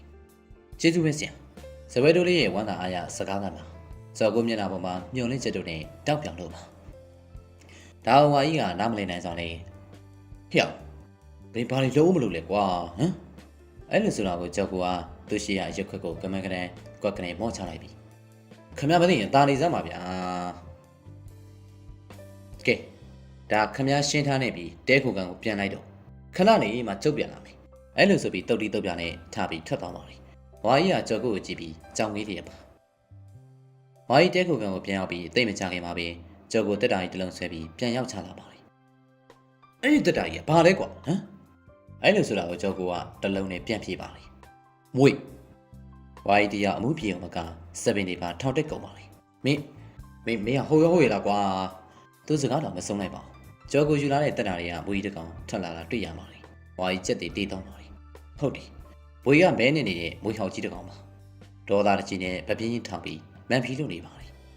ဘွေကြီးကိုမြင်တော့ဝါကြီးတုတ်တောင်မလှုပ်ရဲတော့ပါဘူးကြော်ကိုကတော့အေးဆေးပါဘွေကြီးကိုကျင်းနေတာဖမ်းယူပြီးတက်တာတွေကိုပြန်ပြီးကောက်ထည့်လိုက်ပါလိမ့်ဟေ့မင်းအဲ့လိုလေတက်တယ်ဝါကြီးရဲ့အံဟောတကြည့်အမိပါဒါကိုကြော်ကိုကသူ့ကိုတောင်ဝိတ်မကြည့်ပဲထောင်းဆိုတာလူစိုးတွေကိုလူကောင်းဖြစ်အောင်ပြုပြင်ပေးတဲ့ကြောင်းဖြစ်တယ်လို့ပညာသင်ခြင်းတဲ့သူတွေအတွက်သိလို့တက်လို့သမျှတွေကိုလေပညာဆုံးသင်ပေးတဲ့ကြောင်းတွေဖြစ်တယ်ဗျလူတွေကထောင်ထဲကိုရောက်ရင်အပြစ်ဒဏ်ကြခံဖို့လောက်ပဲသတိရပြီပညာသင်ခဲ့ဖို့တော့မင်းတတ်ကြတယ်ကျုပ်ကတော့ပြစ်ကနန်လေးကြခံနေပြီးတော့အားလက်ချိန်မှာထောင်ထဲကဆရာကြီးများစီကတိထက်တာတွေကိုလေသင်ခဲ့တယ်ဗျအင်္ဂလိပ်စာကိုတောင်ကျုပ်ကထောင်ထဲကနေတက်ခဲ့တာကျော်ကိုဝါရီပစအဟောင်းသားနဲ့ငေးကြည့်နေမိပါလေနောက်မှတတိယပြီးနောက်ဒီမွေကြီးရသူစကားမဆုံးခင်ကျော်ကိုခင်ဗျားမသိရင်ဒါနေစမ်းပါဗျာဒါနဲ့ကျုပ်ကိုဖျောင်းနိုင်အထုပ်ကြီးတစ်ထုပ်တွားဝယ်ပြီးအောင်ဗျာဟဲ့မင်းလာနေရည်ကွာဖျောင်းနိုင်ဘာလို့ဖို့လဲအဲ့လိုဆိုတော့ကျုပ်ကခုနသိတဲ့တိုင်ပဲခင်ဗျားလည်းဗျာမသိရင်အတာနေစမ်းပါဆိုအဲ့လိုဆိုပြီးဝေသက်တာကြီးကိုဆွဲပြီးအခန်းလေးကိုဝင်ချသွားပါလိမ့်အဲ့ဒီကကျုပ်ကိုအပြင်ထွက်တယ်ကိုမရှိတော့ပါဘူးအခန်းထဲမှာမွေးခေါင်းနဲ့ ဘာလုပ်နေရလဲမသိပါဘူးထမင်းစားချိန်ရေချိုးချိန်ကလည်းပြီးအခန်းထဲမှာအလုရှုံနေပါလိဝါကြီးတွေကလည်းအခန်းချင်းမတူတော့ကျော်ကိုဘာတွေကြံစီနေရဆိုတာမသိကြပါဘူးတခါတလေမှလည်းတသားဆုံးတုံးကိုယူလာပြီးလက်တစ်ဆက်လောက်အပိုင်းလေးတွေပိုင်းအဲ့ဒီအပိုင်းလေးပေါ်မှာလက်ကားရုပ်ကလေးထွင်းနေပါလိနောက်ပိုင်းအဲ့ဒီအလုပ်ကိုဝါကြီးကိုတင်ပေးပြီးအယုတ်ကလေးတွေလုတ်ခိုင်းပါလိဝါကြီးကကျော်ကိုရဲ့အကျဉ်းစီကိုမသိရပြီးပင်ကျော်ကိုခိုင်းနေတိုင်းလုတ်ပေးရပါလိကျော်ကိုကတော့ဝါကြီးလက်ကားရုပ်ကလေးတွေလုတ်နိုင်ပြီးဆိုတာနဲ့အခန်းထဲကိုပြန့်ဝင်နေပါလိအခန်းထဲမှာဝေစိုးတစ်ကောင်နဲ့နေရတဲ့ကျော်ကိုတက်တီကိုလည်းဝါကြီးမလေးစားလို့မရဘူးဖြစ်နေပါလိဒီတုံနဲ့ပဲတပတ်လောက်စာတော့ကျော်ကိုအပြင်ကိုထွက်လာပါလိနောက်ဝါကြီးကိုကဲကိုဝါကြီးယောဂီအောင်ဝတ်စုံဝတ်ပြီးအသင့်ပြေတာကျုပ်တို့အပြင်သွားမယ်အဲ့လိုဆိုပြီးသူ့အရင်မျိုးလေးကိုထွက်သွားပါလိတိတ်မကြပါဘူးမျိုးလေးကနေလက်ကွင်းကြီးတစ်ချက်တုပ်ကလေးတစ်ချောင်းနဲ့ပြန်ရောက်လာပါလိသူပြန်ရောက်တော့ဝါကြီးကသူပြောတဲ့အတိုင်းဝတ်စားလိုက်ပြီးအစင်သင့်ပါကဲအစင်သင့်ဖြစ်ရင်သွားအောင်ကိုဝါကြီးအဲ့လိုဆိုပြီးအခန်းထဲကသူ့ငွေတက်တာကြီးကိုသူထုတ်ယူလာပါလိဝေတက်တာနဲ့ကြောက်ကိုတွေ့တော့ဝါကြီးအံ့အားသင့်သွားပြီဟေ့ဘယ်ကိုသွားမလို့လဲကွာအဲ့လိုဆိုတော့ကြောက်ကိုခင်ဗျားမသိရင်အသာလေးလိုက်ခင်စားမှာဗျာဒီချိန်ဈေးစီတုံးတွေမြန်မြန်သွားရအောင်အဲ့လိုဆိုပြီးမျိုးတနာဆွဲပြီးရှေ့ကဆင်းချသွားပါလိသူ့နောက်ကဝါကြီးကရှောင်ပြီးပြေးတယ်မိဒ္ဒနာမျိုးရဲ့လူစီကားအရံမှာတချွင်းချင်းနဲ့လက်ကွင်းတန်ကိုကျန်းရလို့အားလုံးကလှည့်ကြည့်ပါလိလက်ကွင်းတီးလိုက်သူကကြောက်ကိုပါခုံနှလုံးပေါ်ယောဂီရောင်ဝတ်စုံနဲ့မမတ်ကြီးထိုင်နေသူကဝါကြီးပါဝါကြီးခင်ဗျာလည်းထိုင်နေရတာပါအခြေအနေကဘယ်လိုစစ်ဖြစ်မှန်းမသိပါဘူးကြောက်ကိုကတော့အတန်ကျဲကြီးနဲ့ဒီမျိုးမှာနေထိုင်ကြပါကုန်သောမြို့မိမြို့ဖအပေါင်းတို့ခင်ဗျာကျွန်တော်တို့ဟာချင်းပြည်နယ်ဒီတိမ်မြို့ကနေလာရောက်ကြခဲ့တဲ့သူများဖြစ်ပြီးမြို့မိမြို့ဖမှာရှေ့မှာရောက်နေသူကတော့မြန်မာပြည်တလားမှာကြော်ကြားလှပါလေဆိုတဲ့ငကတိုင်းကြော်ထုတ်ခေါင်ပဲဖြစ်ပါလိမ့်အဲလိုဆိုပြီးကြော်ကိုကဝါကြီးကိုညွှန်ပြပါလိမ့်စိတ်ဝင်စားသူများကဝါကြီးကိုလှည့်ကြည့်ပါလိမ့်ပြီးတော့မှဝါကြီးကလည်းအော်ငါငကတိုင်းကြော်ထုတ်ခေါင်ပါလားအဲလိုဆိုပြီးတရိယာပါလိမ့်ဒါကိုကြော်ကိုကဆက်လိုက်ပြီးယခုကျွန်တော်တို့ဆရာတစ်ပည့်နှစ်ယောက်ဟာသာသနာပြုရန်အောက်ပြည်ဘက်ကိုအစင်သာသနာပြုဖို့မှမဟုတ်ပဲလူတွေကိုလိုက်ပြီးလိန်စားဖို့လုပ်နေခြင်းဝါကြီးကလည်းကြော်ကိုပြောသမျှမျက်စိစုံမိတ်ပြီးနေလိုက်ပါလိမ့်ယခုမိထီလာနေတဲ့အဝင်မှာဝေစိုးအန်နေရဲ့ပေါ်များကြောင့်သိရလို့ကျွန်တော်ဆရာကြီးငကတိုင်းကြော်ထွက်ကောင်ကိုတောင်းပန်လျှောက်ထားပြီးခွန်ရဲ့သားသမီးများရဲ့ဒုက္ခကိုကဲ့တင်ရန်ရှောက်လာရပါတယ်ဝေစိုးတဲ့တန်ကြာတာနဲ့လူမျိုးဝိုင်းအောင်လာပါလိမ့်ဒါကိုကြော်ကိုကဆက်ပြီးငါညီငါမောင်ရေးတဲ့ဒီလိုအတန်ကြားလို့မင်းတို့မျက်လက်ပြသလားတဲ့မဟုတ်ဘူးဗျကျွန်တော်တို့ကမျက်လက်ဆရာများမဟုတ်ကြပါဘူးတနည်းပြောရရင်မျက်မှောက်ခေရဲ့လောကီလောကုတ္တရာနှစ်ဖြာအားထုတ်နေကြတဲ့သူတော်များပဲဖြစ်ကြပါလိမ့်ဗျဒါကြောင့်လေရှေးရစက္ကန်အကြောင်းတိုက်ဆိုင်ပြီးလူတွေကိုကယ်ယူခွင့်ရရှိသူများပဲဖြစ်ပါလိမ့်လူတွေတော်များများစုယုံမိလာကြပါလိမ့်ကဲအပြောရည်နဲ့လည်းမပြီးသေးဘူးဗျမိဘပြည်သူများရှုံကြည်အောင်ကျွန်တော်လက်တွေပြပါမယ်အဲလိုဆိုပြီးလက်တော်ဝါစာအနီရောင်ပိတ်စားနဲ့သူတို့ထုတ်လုပ်ထားတဲ့ငကားပုံလေးတစ်ခုထုတ်ယူလိုက်ပါလိမ့်ဟောဒီမှာကြည့်ပါဗျာဒါဝတာမန်မျက်စိနဲ့ကြည့်မယ်ဆိုရင်ဘာမဟုတ်တဲ့တသားရုပ်လို့ထင်ကြမှာပါအားလုံးကကြော်ကိုပြတဲ့ရုပ်ကလေးကိုဝေ့ပြီးကြည့်ကြပါလိမ့်ကြော်ကိုကဆက်ပြီးဒါနေနေရမဟုတ်ပါဘူးကျွန်တော်တို့ချင်းပြည်နယ်ရေခဲတောင်စွန်းမှာပေါက်တယ်ငကန်ရွယ်ပင်ရဲ့အတိတ်မျိုးပါတီးလာကလေးကငကားရုပ်ထုလေးပါပါလိမ့်ဝါကြီးကတော့သူ့ဘာသာသူထွင်းထားတဲ့ဟာကြီးကိုရှက်နေပြီပါလိမ့်ကြော်ကိုကတော့ခက်တီတီပါငကားရွယ်ပင်ဟာနှစ်တရာမှာတစ်ချိန်အသီးသီးတတ်ပြီတခါသေးရင်အလုံးပေါင်း1000ပဲသီးပါလိမ့်ကဲငါညီငါမောင်ရေငကန်ရွယ်သီးတော့သိပါပြီဘာများကောင်းလို့လ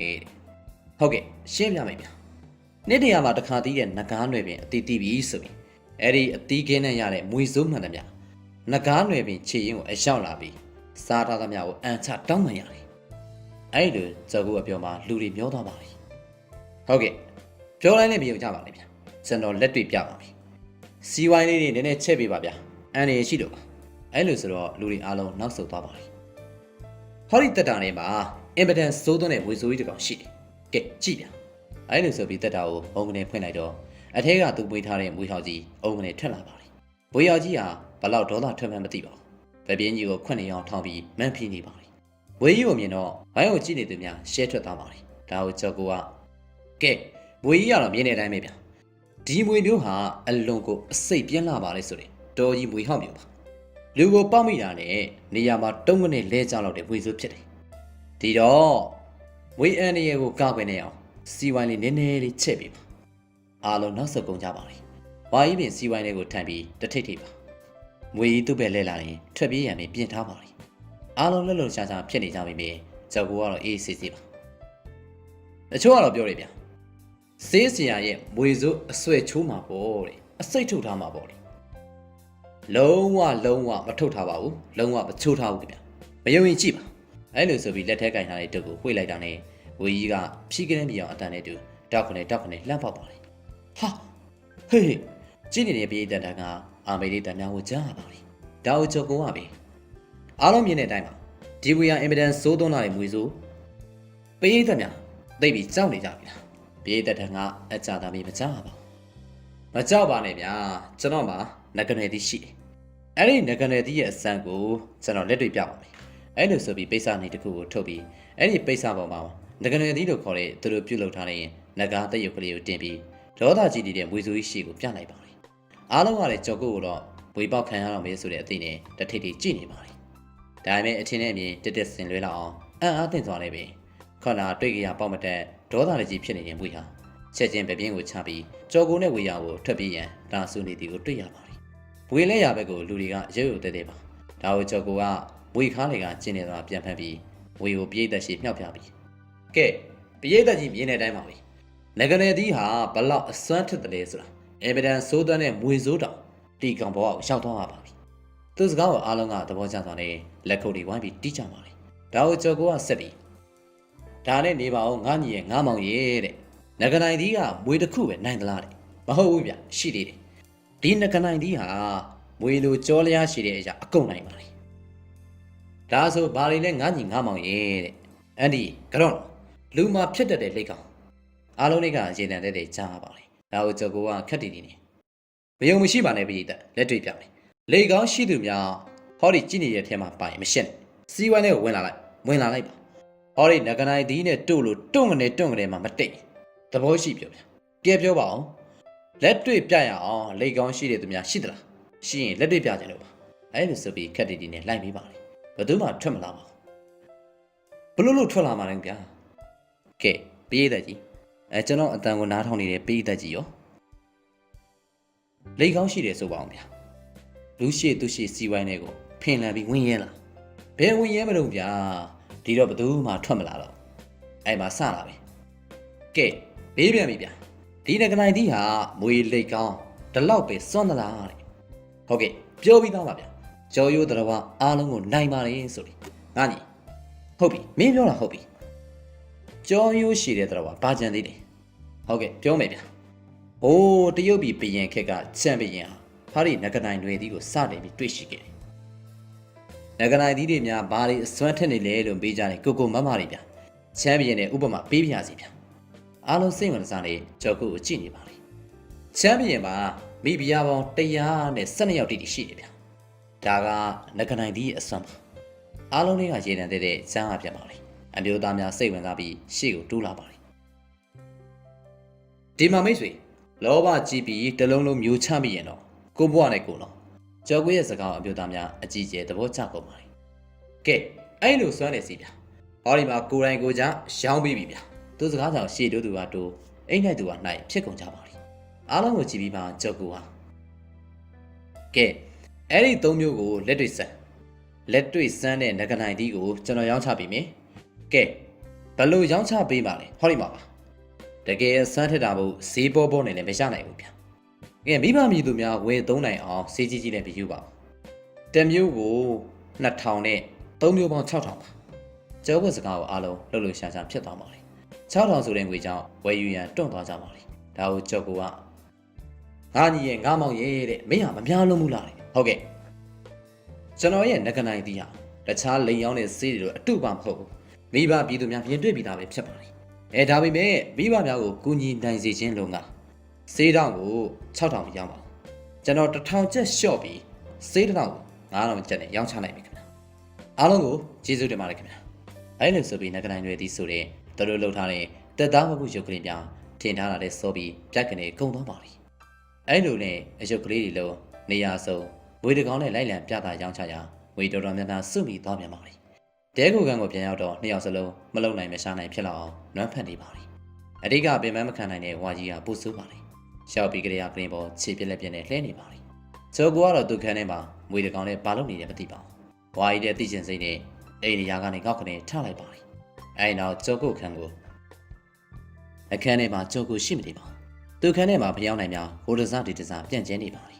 အခန်းထဲကိုဝှေ့ကြည့်လိုက်တော့တက်တာကြီးတစ်လုံးထီထီပါဝေးတက်တာပါဝေးတက်တာကိုမြင်တော့ဝါကြီးဟာငကတိုင်တွေသည်တကယ်စွမ်းမစွမ်းသိကျင်သွားပါလေဒါကြောင့်ကျော်ကိုမရှိခင်မွေတက်တာကြီးကိုဖုံးကနေဖွင့်လိုက်ပါလေရှိကနေပြည်တန်းနဲ့တူမွေကြီးကပြင်းပြင်းထောက်ပြီးတက်တာတွေကထွက်လာပါလေဝါကြီးပထမတော့လန့်သွားပြီးပဲသူ့မှာငကတိုင်တွေသည်ရှိနေသေးတယ်ဟောတရိယာပြီးပြုံးမိလိုက်ပါလေငကတိုင်တွေသည်ရှိနေသမျှဘာမွေစုံမှကြောက်နေစရာမလိုဘူးမဟုတ်လားဒါကြောင့်ငကတိုင်တွေသည်ကိုလက်ကကိုင်းဝေးကိုပြပြီးရှေ့ကိုတိုးလိုက်ပါလေဝေးကြီးကတရားဆိုရင်ရှာကြီးပြူတိပြတ်တယ်လို့ရင်သူ့ကိုစက်ကြည့်ပါလေသူလည်းရမ်းရဘက်ကိုမွေကြီးကရမ်းရမ်းသွားပါလေဗပြင်းကိုတော့မချသေးပါဘူးသူလည်းငကတိုင်တွေသည်ကိုပြရင်အရှိကိုနိနန်သမျှနိရန်တိုးသွားချိန်ပါပဲဟဲ့လူနောက်ဆုံးအဲ့လိုကြောက်ကိုရဲ့အော်တဲ့တန်ပါဝါကြီးလည်းလန့်ပြီးနောက်ကိုခုန်ဆုပ်ပြီးဖြီးကနေဆိုပြီးမွေကြီးကလှပေါက်ဟာဝါကြီးခြေတော်ဘေးကကရင်တိုင်ကိုဝေစေကတောက်ကနေသွားထိပါလေတီတီကလေးမှတီတီလေးပါဒါတောင်မွေကြီးကဒေါသမပြေသေးပဲဝါကြီးနောက်ကိုလိုက်ပါသေးတယ်အဲ့ချိန်ကျမှကြောက်ကိုရောက်လာပြီးဝေကိုကျင်းနေတာဖက်ပြီးတက်တာလေးပြန်ထည့်လိုက်ပါလေအားလုံးနေသားကြမှာကြောက်ကိုကဝါကြီးဘက်ကိုလှည့်ပြီးခမရဘာလုပ်တာလဲဗျသိချင်လို့လားအဲ့လိုဆိုတော့ဝါကြီးလည်းဦးချောင်းချောင်းနေမသိဘူးလေကွာငကနိုင်တွေသည်ငါလက်ထဲမှာရှိတယ်ရဲ့ဆိုတော့ဝေများနိုင်မလားလို့သူစကားကိုကြောက်ကိုကဟာဘယ်ကမွေတိုင်ရမှာလဲဗျာဒါကျုပ်ကျင့်ပေးထားတာဗျာဟင်မွေကိုကျင့်လို့ရတယ်ကြောက်ကိုရဲ့စကားကြောင့်ဝါကြီးအံ့အားသင့်နေပါလေဟုတ်တယ်မွေကိုကျုပ်ကျင့်ပေးထားတာဘလို့ကျင့်ပေးရလဲကွာဝါကြီးကတိတော်စိမ့်နေအမေပါဒါကိုကြောက်ကိုကဒီလိုဗျာဒီမွေကြီးကိုကျုပ်ကယူလာခြင်းအစာမကျွေးပဲထားလိုက်ဟင်ဒီကောင်ကြီးအစာမစားရတာကြာလို့ဒေါသထွက်ချင်ရောက်မှာပိဿအနီပေါ်ကနေဖျောင်းအရှိပြောတွေကိုထည့်ပြီးသူ့ကိုသွားပြတယ်သွားပြလို့ရောသွားပြတော့မွေကြီးကဒေါသကြီးပြီးပေါက်တော့တာပေါ့ဟင်အဲ့လိုပေါက်တော့ရောပေါက်တော့သူ့သွားမှာဖျောင်းနေကပ်ပြီးနေရခက်တော့တာပေါ့ဗျာဩပြီးတော့မှအစာပြန်ကြည့်နည်းနည်းကြာလာရင်ပြန်ထုတ်ဒေါသဖြစ်အောင်စဒေါသဖြစ်လာပြီဆိုရင်ပိဿအနီပေါ်မှာဖျောင်းနေထည့်ပြီးပြမွေးရဒေါသထွက်ပြီးပေါက်သူ့ဆွဲမှာဖျောင်းနေတကက်ကက်နဲ့ပြန်ကက်ချိန်ဖန်များလာတော့ပိဿအနီပေါ်ဘာပဲတင်ထားမွေကထိပါများလာတော့ဖျောင်းမဲထင်ပြီးမပေါက်ရဲတော့တယ်ပေါ့ရောက်သွားတာပေါ့ဗျာကျော်ကိုရှင်းပြလိုက်တော့ဝါကြီးသဘောပေါက်သွားပါလေဟင်ဒါဆိုဒါလည်းလေကြီးတစ်မျိုးပဲဗျာလူတွေကိုအယုံသွင်းမွေကိုကျင့်ပြီးမှလက်ရတာဒါဆိုဒီနကနိုင်ຫນွေသီးကိုသုံးမိတိမ်ပါပေါ့ဗျာဟမ်ကျော်ကိုအပြေစကားကြောင့်ဝါကြီးကြောင်နေမိပါလေဩကို့မှာတော့သူဒီတခါတော့မလိန်တော့ဘူးလို့ထင်နေတာပါဒါလည်းလိန်တာပဲလားဝါကြီးခန္ဓာကိုများလေးလံပါလေသူစိတ်ထဲမှာလူတွေကိုလိန်ကျင်စိတ်မရှိတော့ပါဘူးသူလည်းမလိန်တတ်ပါဘူးဒါပေမဲ့သူ့ဘဝကအလူလူနေရင်လူလိန်ဘဝကိုရောက်နေပါလေဒီဘဝမျိုးဘယ်ချိန်ထိစစ်ဖြစ်နေအောင်မလဲသူမသိပါဘူးတပြင်းလေးကိုခက်လေးတွေချလိုက်ပါလေပြီးမှကြော်ကုတ်ဘက်ကိုလှည့်ပြီးငါတော့ဒီလိုဘဝမျိုးနဲ့မပြုံမွေ့ချင်တော့ဘူးကွာကြော်ကုတ်ကသူ့ကိုငေးကြည့်ပါလေဖြစ်နိုင်ရင်တော့ကောင်းကောင်းကောင်းဝယ်တစ်ခုခုလုပ်ပြီးအတီတကြနေချင်တော့တာပဲကြော်ကုတ်ကကောင်းတဲ့ညင်ကြီးလောက်ပါလေလူဆိုတာပြည့်အစင်ပြင်ခဏပါကွာတို့တွေဒီလိုလိုက်ပြေးနေတဲ့ဘဝမှာဘယ်မှာပြောရလို့တော့ကွာအဲ့တော့ကြော်ကုတ်ကဖြတ်မိပါလေဝါကြီးကသူ့ဘက်ကိုလှည့်ပြီးငါတော့ကွာနေရာအတီတကြတစ်ခုမှာလုပ်ငန်းအတီတကြလုပ်ချင်တော့တာပဲသူစကားကိုကြော်ကုတ်ကကောင်းကိုခတ်တဲ့ညှိလိုက်ပြီကောင်းပြီလေဒါဆိုကျွန်တော်စီတင်ပေးပါမယ်ဘေးမလေးဝါကြီးရဲ့လောတကောအမေးပါကြော်ကုတ်ကတခွန်းနေပါမော်လမြိုင်ပါမော်လမြိုင်မြို့ဒိုင်ဝင်းကစီရဲ့မျက်နှာစာတန်းမှာကြော်ကုတ်ကစိုင်ကန်းသုံးကန်းတွေကြီးငှားလိုက်ပါလေနေရာကအင်ပဒန်အချစ်ကြကြတဲ့နေရာပါဖြတ်သားဖြတ်လာများလှည့်မကြည့်လို့မရတဲ့နေရာပေါ်ဝါကြီးကျင်းတတ်နေပြီပါလေကဲစိုင်ကန်းကတော့ရတယ်ဟုတ်ပါပြီမင်းဘယ်တော့ငှားထားတာလဲတလကြော်ကုတ်ရဲ့ဖြေစကားကြောင့်ဝါကြီးမျက်လုံးပြူသွားပါလေဟင်တလလေးနဲ့အလုပ်ဘလို့လို့ဖြစ်မှာလဲကွာနောက်ပြီးအယောင်းဝယ်ကောင်းလာရင်ဆိုင်ရှင်တွေကပြန်ယူပြီးခမရစောင့်ကြည့်ပါအောင်ဗျာဝါကြီးစကားမဆုံးရင်ကြော်ကိုဖြတ်ပြောလိုက်တာကြောင့်ပါဇက်ပိတ်ထားလိုက်ရပါလေအတန်ကြာမှဆိုင်ကိုလှည့်ပဲကြည့်ရှုပြီး နေပေါင်းကွာဆိုင်ကတော့ဟုတ်ပါပြီ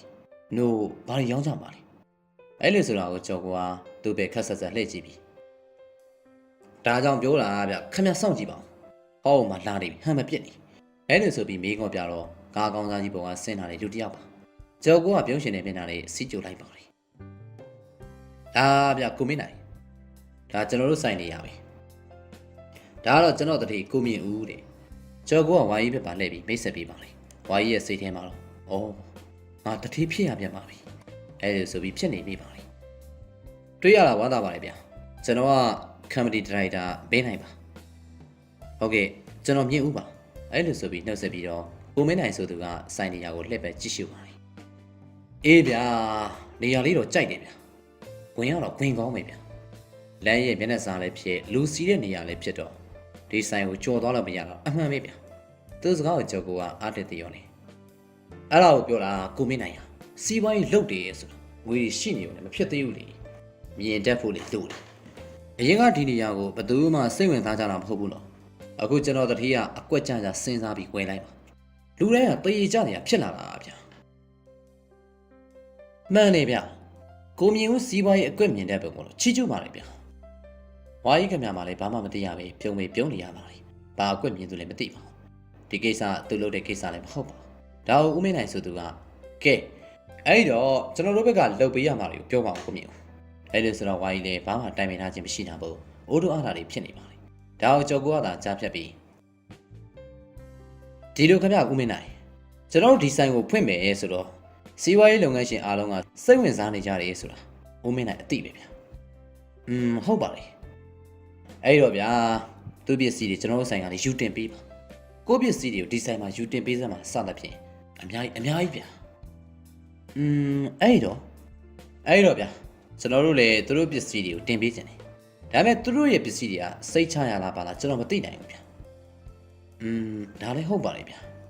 အခုတော့ဗျာဦးမင်းနိုင်ကိုမြင်တာနဲ့ကျွန်တော်တို့စိတ်ချလက်ချအလုပ်လုပ်လို့ရရင်မသိလိုက်ပြီဗျာအဲ့တော့ဦးမင်းနိုင်တို့ကုမ္ပဏီကပစ္စည်းတွေကိုကျွန်တော်တို့ဆိုင်မှာတင်ပြီးဖြန့်ပေးပြီအဲ့ဒီအတွက်ကိုဦးမင်းနိုင်ကကျွန်တော်တို့ဆိုင်တွေလိုအပ်တဲ့ပစ္စည်းတွေကိုချပေးရမယ်ငွေတော့ဦးမင်းနိုင်ပစ္စည်းတွေကိုရောင်းပြီးသလောက်ပစ္စည်းတန်ဖိုးတိုင်းခောက်ပြန်ပေးနေရှင်းမယ်ဘယ်နဲ့လဲအဲ့လိုဆိုလိုက်တော့ဦးမင်းနိုင်ကခက်တာတွေ့ဝေသွားပါလေအစီတင်းကတော့မစိုးပါဘူးဗျာဒါပေမဲ့ခောက်ပြန်ပေးဆိုတာသူစကားမဆုံးခင်ပါပဲကြောက်ကွာအဲ့ဒီတော့စိတ်ချဦးမင်းနိုင်ကြီးကျွန်တော်တထေဦးမြင့်ဦးဆိုတာရန်ကုန်စီးပွားရေးလောကမှာနာမည်တစ်လုံးနဲ့နေတာပဲဦးမင်းနိုင်လို့လည်းကြားဘူးမှာပါဟုတ်တယ်မဟုတ်လားအဲ့လိုတဲတဲ့ကြီးပြီးတော့ဟိုပါလေဟုတ်ကြားဘူးပါလေအဲ့လိုဖြေလဲရပါလေမကြားဘူးဆိုရင်ကိုလည်းညံ့ကြပါမယ်နောက်ပြီးတစ်ဖက်သားကိုလည်းအားနာစရာကြီးပါဒါကြောင့်မကြားဘူးလေကြားဘူးလေလောက်ရတာပေါ့ဗျာကဲအဲ့ဒါပဲဗျာကျွန်တော်စီးပွားရေးလောကဆိုတာယုံကြည်မှုနဲ့လောက်ရတာဦးမင်းနိုင်မှာဒီဆိုင်ကိုပစ္စည်းမတင်ရင်ဦးဝင်းမြင့်စီကဘာဦးဝင်းမြင့်ဟုတ်လားဦးဝင်းမြင့်သားကြားလာတဲ့ဦးမြင့်နိုင်တုံတက်သွားပါလေကြည်ရတာသူတို့နှစ်ယောက်စီးပွားပြန်ပဲဖြစ်မယ်ထင်ပါလေဒါကြောင့်လှုပ်လှုပ်ရှားရှားနေပါဟာအေးမြင့်စီကတော့မယူနဲ့ဗျာဒီကောင်လူလေအဲ့ဒါကျွန်တော်စဉ်းစားနေတာဗျာသူဘာလို့ကျွန်တော်တို့ဆိုင်တွေကိုပစ္စည်းတွေလာထိုးပေးနေတယ်လို့ကျော်ကဘယ်သူမှတော့မလာသေးပဲမိလောင်ရလေးပင့်လုံနေပါလေဒါကိုဦးမင်းနိုင်ကဒီကောင်စီကပစ္စည်းတော့မယူနဲ့ဗျာခင်ဗျားတို့ဆိုင်ကလိုတဲ့ပစ္စည်းကိုကျုပ်ခုချင်းချင်းချပေးမယ်အဲ့လိုဆိုပြီးကောင်းကိုကနေမောင်းထက်သွားပါလေတိတ်မချလိုက်ပါဘူးလော်ရီကားနှစ်စီးနဲ့ပစ္စည်းမျိုးစုံဆိုင်ရှိကိုရောက်လာပါလေကဲရောက်ဒီမှာပစ္စည်းချင်းဗျာကျုပ်ကတော့ထိုင်ပြီးမစောင့်နိုင်တော့ဘူးဗျာခင်ဗျားတို့ဘာသာစိတ်ယူတာအဲ့လိုဆိုပြီးရုပ်ကျိုးတဲ့မျက်နှာမျိုးနဲ့ဦးမြင့်ခင်ဗျာကျွန်တော်အလုပ်တွေရှိလို့ခွင့်ပြုပါအဲ့လိုဆိုပြီးကောင်းကိုကနေမောင်းထက်သွားပါလေသူထက်သွားတော့မှဝါကြီးကဝါသားအားရနဲ့ကျော်ကိုနာကိုကပ်ပြီးဟေးကောင်ဟုတ်လိုက်လားကွာဘာတစ်ခုမှလည်းမဝင်ရဘာပိုက်ဆံမှလည်းမဆိုင်အောင်ပစ္စည်းတွေလာချဖနှင်းမလို့ပါလားငါတို့ကအေးစစ်စစ်လှုပ်ရှားလို့ရပြီကွာအဲ့လိုဆိုတော့ကျော်ကိုကပြောနေပါလေဒါကဘာဟုတ်သေးလို့လဲဗျာဒီထက်ကိုအများကြီးပိုတရားရှိတယ်မယုံကြည်ဖောက်မှလာနေပြီသူစကားမဆုံးခင်ပါပဲသူညွန်ပြတာကြည့်လိုက်တော့ကားကောင်းသားကြီးပုံကနေလူတယောက်တုတ်တီးတုတ်ပြနဲ့ဆင်းချလာတာတွေ့လိုက်ရပါလေအဲ့နောက်မှာတော့ဝါရီလူနာကိုပြေးကပ်လာပြီဟင်ဒါဘလို့ဖြစ်လာလဲဗျာအဲ့လိုဆိုတော့ကျော်ကိုကအေးဆေးစွာလေအဲ့ဒါပဲကြည့်တော့ဦးရင်းမြင့်ကြီးစီးပွားတေချာပေါက်ဖြစ်မယ်မှန်းလည်းသိရောဦးမင်းနိုင်လေချက်ချင်းကိုပစ္စည်းကိုလာချသွားတော့တားလို့တော့မရဘူးဗျာဩ哦，ဒီတယောက်လေဦးမင်းနိုင်တဲ့အပြိုင်ဦးအေးမြင့်ဆူလာပါလား။ဝါကြီးစိတ်တွေကမှတ်ထားလိုက်ပါလေ ဟာဗျာကိုကျော်ကလေဗျာကျုပ်ပစ္စည်းတွေချပြီးကိုစဉ်းစားလို့ရှိသေးတယ်ဗျာ ။ဈေးကွက်စီးပွားရေးစနေရဲ့ဆိုတာအချင်းချင်းကစဉ်းစားနေလို့မဖြစ်ဘူးဗျာ။ဒုံကနေတိုင်းကနေလောက်ရတဲ့ခက်ဗျာ။ဟောအခုဦးအေးမြင့်ကခောက်ပြန်ပြီးတော့စဉ်းစားလို့မရှိသေးတယ်။အကွက်မြင်တဲ့ဦးမင်းနိုင်ကရော့နဲ့အင်ကနေမြင်တဲ့အတိုင်းပဲဗျာ။အဲ့လိုဆိုတော့ဦးအေးမြင့်လည်းရှူရှူရှာရှာဖြစ်သွားပါလေ ဟာဒီလိုလို့တော့ဘယ်ဖြစ်မလဲဗျာ ။ပြောတော့ကကျုံနဲ့အရှင်ပြောထားပြီးပါ။အဲ့ဒါတော့မတက်နိုင်ဘူးဦးအေးမြင့်ကြီးခမားပစ္စည်းတွေထတ်ချခြင်းတော့တခုတော့ရှိတယ်ဗျာ။ကျွန်တော်တတိနဲ့ပြောကြည့်။ तू လက်ခံရင်သာအဲ့လိုဆိုပြီးဝါကြီးဘက်ကိုလှည့်ပါလေ။ဩဘိတ်ဆက်ပေးဖို့တော့မေ့နေရဗျာ။ဒါရှန်ကုန်ကကျွန်တော်ရဲ့တတိဥမြင့်ဘူးတဲ့။အဲ့လိုဆိုပြီးကြောက်ကလွန်စွာကျွန်းလွန်ဟန်နဲ့ဆရာဒါကျွန်တော်ပြောနေတဲ့ဦးအေးမြင့်နေ။အဲ့လိုဆိုတော့ဝါကြီးလည်းမြင်နေပါ။ဩဟုတ်ပြီတွေ့ရတာဝမ်းသာပါလေ။သူစကားကိုဦးအေးမြင့်ကနာမည်တော့ကြားဦးနေတာကြားပါပြီဗျာ။လူကတော့အခုမှပဲမြင်ဘူးလား။ငယ်ငယ်လေးရှိသေးတာပဲ။ဝါကြီးကသဘောကျသွားရှင်းလိုက်ပါလေ။ဟိုကမြောက်ပြောနေတာပါ။ဒါကိုအေးမြင့်ကရှုပ်ကျိုးဟန်နေ။ဒါနဲ့ဆရာဆိုင်မှာကျွန်တော်ကြီးကပစ္စည်းလေးတွေတင်ဖို့အစတွေကဆရာမန်နေဂျာကြော်ကိုနဲ့ကျွန်တော်ပြောထားတယ်ဗျာ။အဲ့လိုဆိုတော့ဝါကြီးကခက်တည်နေရပါ။ဦးအေးမြင့်ပြောထားတာဟုတ်လားကြော်ကို။အဲ့လိုဆိုပြီးကြော်ကိုဘက်ကိုဘုံမတိပါမတိလှည့်ပေးလိုက်ပါလေ။ကြော်ကိုကလည်းကြောက်ချင်အောင်ဆောင်ပြီးမျက်လုံးပိကလက်လုပ်ပါလေ။ဟုတ်ပါတယ်ဆရာ။ဒါကျွန်တော်ရဲ့ပို့ရမှုပါ။ဟဲ့ပို့လို့မရဘူးလေကွာ။အခုဘယ်လိုလုပ်ပါလဲ။အဲ့လိုဆိုတော့ကြော်ကိုကလက်ညှိုးကိုထောင်ပြီးမြောက်ထိုးလှုပ်လိုက်ပါလေ။ဟိုလေအခုတစ်ခေါက်တော့ဦးအေးမြင့်ရောဦးမင်းနိုင်ရောနှစ်ယောက်စလုံးရဲ့ပစ္စည်းတွေပေးတင်ပြီးနောက်မှဦးမင်းနိုင်ပစ္စည်းတွေကိုချုပ်ချလိုက်တာပေါ့ဆရာ။အဲ့လိုပြန်ပြေးလိုက်ပါလေ။ဒါဝါကြီးကလည်းအလိုက်တင်ပဲဦးအေးမြင့်ပဲလှည့်ပြီးကဲကြားတဲ့အတိုင်းပဲဗျာအဲ့လိုဆိုပြီးလှည့်ထွက်သွားပါလေဟုတ်ပါလေစက်နေရင်သူလည်းဘာမှသိတာမဟုတ်ပါသူနောက်ကမှကျုပ်ကိုရဲ့ခက်တူတူတန်ကတတိယတော့ဗျာခမည်းကြောင့်ကျုပ်ကိုစိတ်ဆိုးသွားပြီဗျာတော့ဗျာခမည်းပစ္စည်းတွေမြင်မြန်သေးပြီလာပြီးချတော့အဲ့ဒီတန်ကိုကြားရပါလေဒီလိုနဲ့တိတ်မကြခင်ပါပဲသူတို့ငားထားတဲ့ဆိုင်ကန်သုံးကန်တွေဟာအစတော့ကျင်းလာပြီးထင်ရပြီပဲချက်ချင်းဆိုသလိုပစ္စည်းတွေနဲ့ပြည့်နေသွားပါလေပစ္စည်းစုံတာကလည်းအချီလုံးကစလို့အလာကုန်လေလိုချင်တဲ့ပစ္စည်းအစုံရနိုင်တဲ့တကယ်ကိုအိတ်ဆာတရားစတိုရီတစ်ခုနေချင်းညချင်းပေါ်ထွက်လာတာပါဦးဝင်းမြင့်ထွက်သွားပြီးတိတ်မကြခင်မှာပဲရွှေတွေတီးထနေအောင်ဝတ်ထားတဲ့မိန်းမကြီးတယောက်ရှောက်လို့လာပြန်ပါလေအဲ့ဒီအချိန်မှာဆိုင်ကန်တွေကတီးထနေတဲ့ပစ္စည်းတွေကိုကြည့်ပြီးအံ့အားသင့်ကဟာဒါဘလို့ဖြစ်လာလဲဟင်ဒါဘလို့တို့ခင်ဗျာဘယ်ကစပြီးပြောရမှမသိဖြစ်နေပုံရပါလေဒါကိုကြော်ကူကမြင်တဲ့အတိုင်းပဲဒေါ်ကြီးတင်ပစ္စည်းတွေကဦးမင်းနိုင်ရောဦးအေးမြင့်ရောနှစ်ယောက်စလုံးတားလို့ကိုမရဘူးဗျာဒါဆိုကျမပစ္စည်းတွေအဲ့ဒါတော့လက်ခံလို့မဖြစ်တော့ဘူးဗျာဒီဆိုင်နဲ့အကျိုးတူပူးပေါင်းခြင်းတော့ရှယ်ယာသာထည့်ပြီးတော့ကျော်ခွက်စကားကြောင့်ဒေါ်ကြီးတင်ဆိုသူမိန်းမကြီးအားတက်သွားပါလေရှယ်ယာဟုတ်လားဘယ်လောက်လဲအဲ့လိုဆိုတော့ကျော်ကဝါကြီးဘက်ကိုလှည့်ပါလေဆရာရှယ်ယာထည့်ခြင်းလို့လေဗျာဘယ်လောက်ဆိုရမလဲဆရာအဲ့လိုဆိုပြီးလှည့်ပြီးတော့ဝါကြီးလေးထင်မထားတဲ့မြေကုန်ဖို့အံ့အားသင့်သွားပါလေရှယ်ယာအဲ့လိုအာမေရိတန်ထွက်သွားပါလေဒါကိုကျော်ကဒေါ်ကြီးတင်ပဲလှည့်ပြီးကဲ100တဲ့ဗျာအဲ့လိုဆိုတော့အဖွာကြီးမျက်လုံးပြုတ်သွားပါလေဟာ100တော့ဆိုင်ချင်းတွေကိုကြည့်နေဗျာကျွန်တော်တို့မှာမီနီမားကတ်ကနေစူပါမားကတ်ဖြစ်အောင်နေချင်းညာချင်းလုပ်ဒီမှာကုန်လိုက်ကြီးတွေလည်းစောက်အောင်မှာဆိုတော့ကုန်လိုက်ဖြစ်မှာတော့ဒီငွေနဲ့မရတော့ဘူးနော်ကျော်ကုတ်စကားကြောင့်မိမကြီးတွေ့သွားပါလေပြီးတော့ဆိုင်ကိုကြည့်ပါလေပြီးတော့ဘိုးဘုံကိုမော့ကြည့်ပါလေသူခင်ဗျာစိတ်ကူးနဲ့ကုန်လိုက်စောင့်နေပုံတွေရပါလေအတော်ကြာမှပဲကောင်းပြီလေအခုငွေလဲလိုက်မယ်အဲ့လိုဆိုပြီးကားကိုကနေမောင်းထွက်သွားပါလေကားထွက်သွားမှဝါကြီးလေးတက်ပြင်းချနိုင်ပါလေပြီးတော့သူစတိုးဆိုင်ကိုပြန်ပြီးကြည့်မိပါလေဆိုင်အတွက်စင်တွေအဝက်စားချိတ်ဖို့ချိတ်တွေကစားသူတို့ဖန်သာရှူလာပြီးလာချိတ်ကြပါလေဆိုင်ရဲ့နဖူးစီကိုမော့ကြည့်လိုက်တော့ဆိုင်နာမည်ကိုတွေ့ရပါလေစတိုးဆိုင်နာမည်ကိုတော့ကျော်ကိုကပဲပြီးထားတာပါလင်းစိန်စတိုးဘူးလေအတိတ်ဘယ်ကိုမေးကြည့်တော့လင်းကဝယ်ပေးခြင်းလေဆိုရင်ဒီစတိုးဆိုင်မှာစိန်ထိဝယ်လို့ရတယ်ဆိုတဲ့သဘောဒါပေမဲ့မသိတဲ့သူတွေကတော့ဝါကြီးကိုတထေးကြီးဦးလင်စိန်ဆိုပြီးခေါ်ရလောက်တဲ့အထိအောင်မြင်လာခဲ့ပါလေဖွင့်ကားသားတရက်မှာသူတို့နှစ်ယောက်ပဲတိုင်ကန်ရောင်းပြီးမြင်နောက်လေးကစားပြီးအယောင်စီ၈ယောက်ခန့်ထားလိုက်ပါလေဒါတော့၈ယောက်နဲ့လက်မလဲလို့ဝါကြီးကိုယ်တိုင်ဆက်ပြီးရောင်းရပါလေဆိုင်ဖွင့်ပြီး3ရက်မြောက်လောက်ပါလေဆိုင်ရဲ့ကျိုးတင်ဖို့မြင်ပြီးမြို့ဘော်ကတထေးတွေသူတို့ဆိုင်တွေကိုရှေ့ရဝင်ဖို့တောင်းဆိုလာကြပါလေနေချင်းညာချင်းပါဩ ဝါကြီးခင်ဗျာဘာမှမရှိရကနေစတိုးဆိုင်ကြီးတစ်ဆိုင်ငွေပုံပေါ်ထိုင်ရတဲ့ဘဝကိုရှောင်သွားပါလေရှယ်ယာဝင်ထားတဲ့ငွေတွေကလည်းမရှိတက်နိုင်ပါဘူးဆိုင်ကရောင်းရတဲ့ငွေတွေလည်းမရှိနိုင်ပါဘူးဝါကြီးခင်ဗျာငွေပုံကြီးကြားထဲမှာပြန်နှံ့နေရပါလေကြော်ကိုတောင်နဲ့တောင်မကြည့်ရပါဘူးအကောင်သားဝီစီကေတစ်ခွက်နဲ့မျက်လုံးလေးဆင်းပြီးအရသာခံနေပါလေသူ့ပုံကြည့်ရတာတခုခုကိုအကြံထုတ်နေပုံရပါလေကြော်ကိုကြည့်ပြီးဝါကြီးလည်းစိုးရိမ်နေပါလေဒီကောင်တခုခုလုပ်ပြီးလိမ့်ပြီးထွက်ပြေးသွားမှာဒါကြောင့်ဝါကြီးကြော်ကိုနာကိုကပ်ပြီးဘာလို့စဉ်းစားနေလဲကွာကျော်ကိုကဝါကြီးကိုဝေ့ကြည့်ပါလေပြီးတော့ဘာမှပြန်မပြောဘဲငြိမ်နေပါလေကျော်ကိုကြည့်ပြီးဝါကြီးလည်းမယုံမရဖြစ်ပါလေအခုငါတို့ဟာဝေကြီးအတန်တင်ချမ်းသာတဲ့အထီးကြီးဖြစ်နေပြီနော်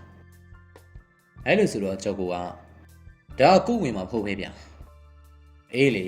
ကုငွေမဟုတ်ပြီမေအားလုံးကိုကိုယုံကြည်လို့ပုံအပ်ခဲ့ကြတာကြည့်ပြီငါတော့ဒီငွေတွေကိုရင်းပြီးဒီထက်တိုးပေါအောင်လုပ်ရပါပြီသူစကားကိုကြော်ကိုကဒီမှာကိုဝါကြီးအခုကျုပ်တို့လုံနေတာသူများငွေနဲ့တထေးလုံနေရတာဗ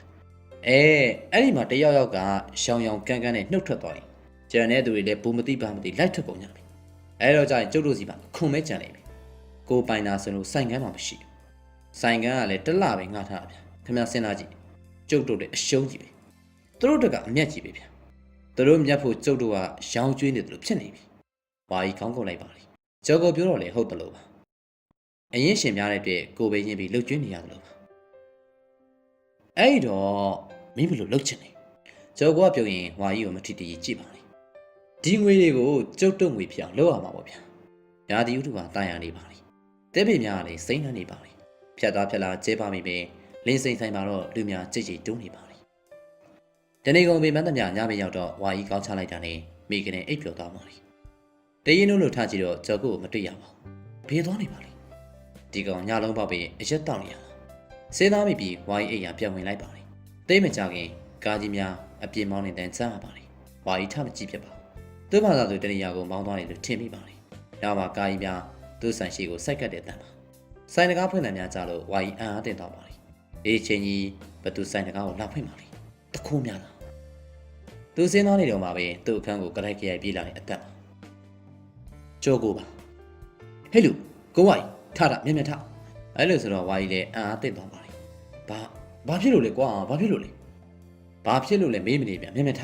အဲ့လိုဆိုပြီးလက်ထက်သွားတော့ဝါကြီးလည်းဦးချောင်ချောင်နဲ့သူ့နောက်ကိုလိုက်သွားပါလေဟင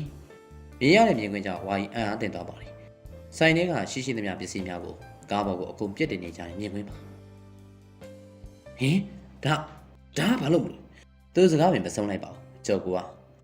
ဘာလို့လဲလို့မေးမနေနဲ့ဗျကျုပ်တို့ဒီပစ္စည်းတွေငွေတွေအားလုံးမပြီးပြေးကြမယ်ဟ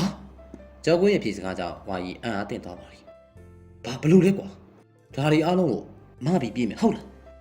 အေးလေဗျာဒီပစ္စည်းငွေတွေကကျုပ်တို့မှမပိုင်တာဘာကွာ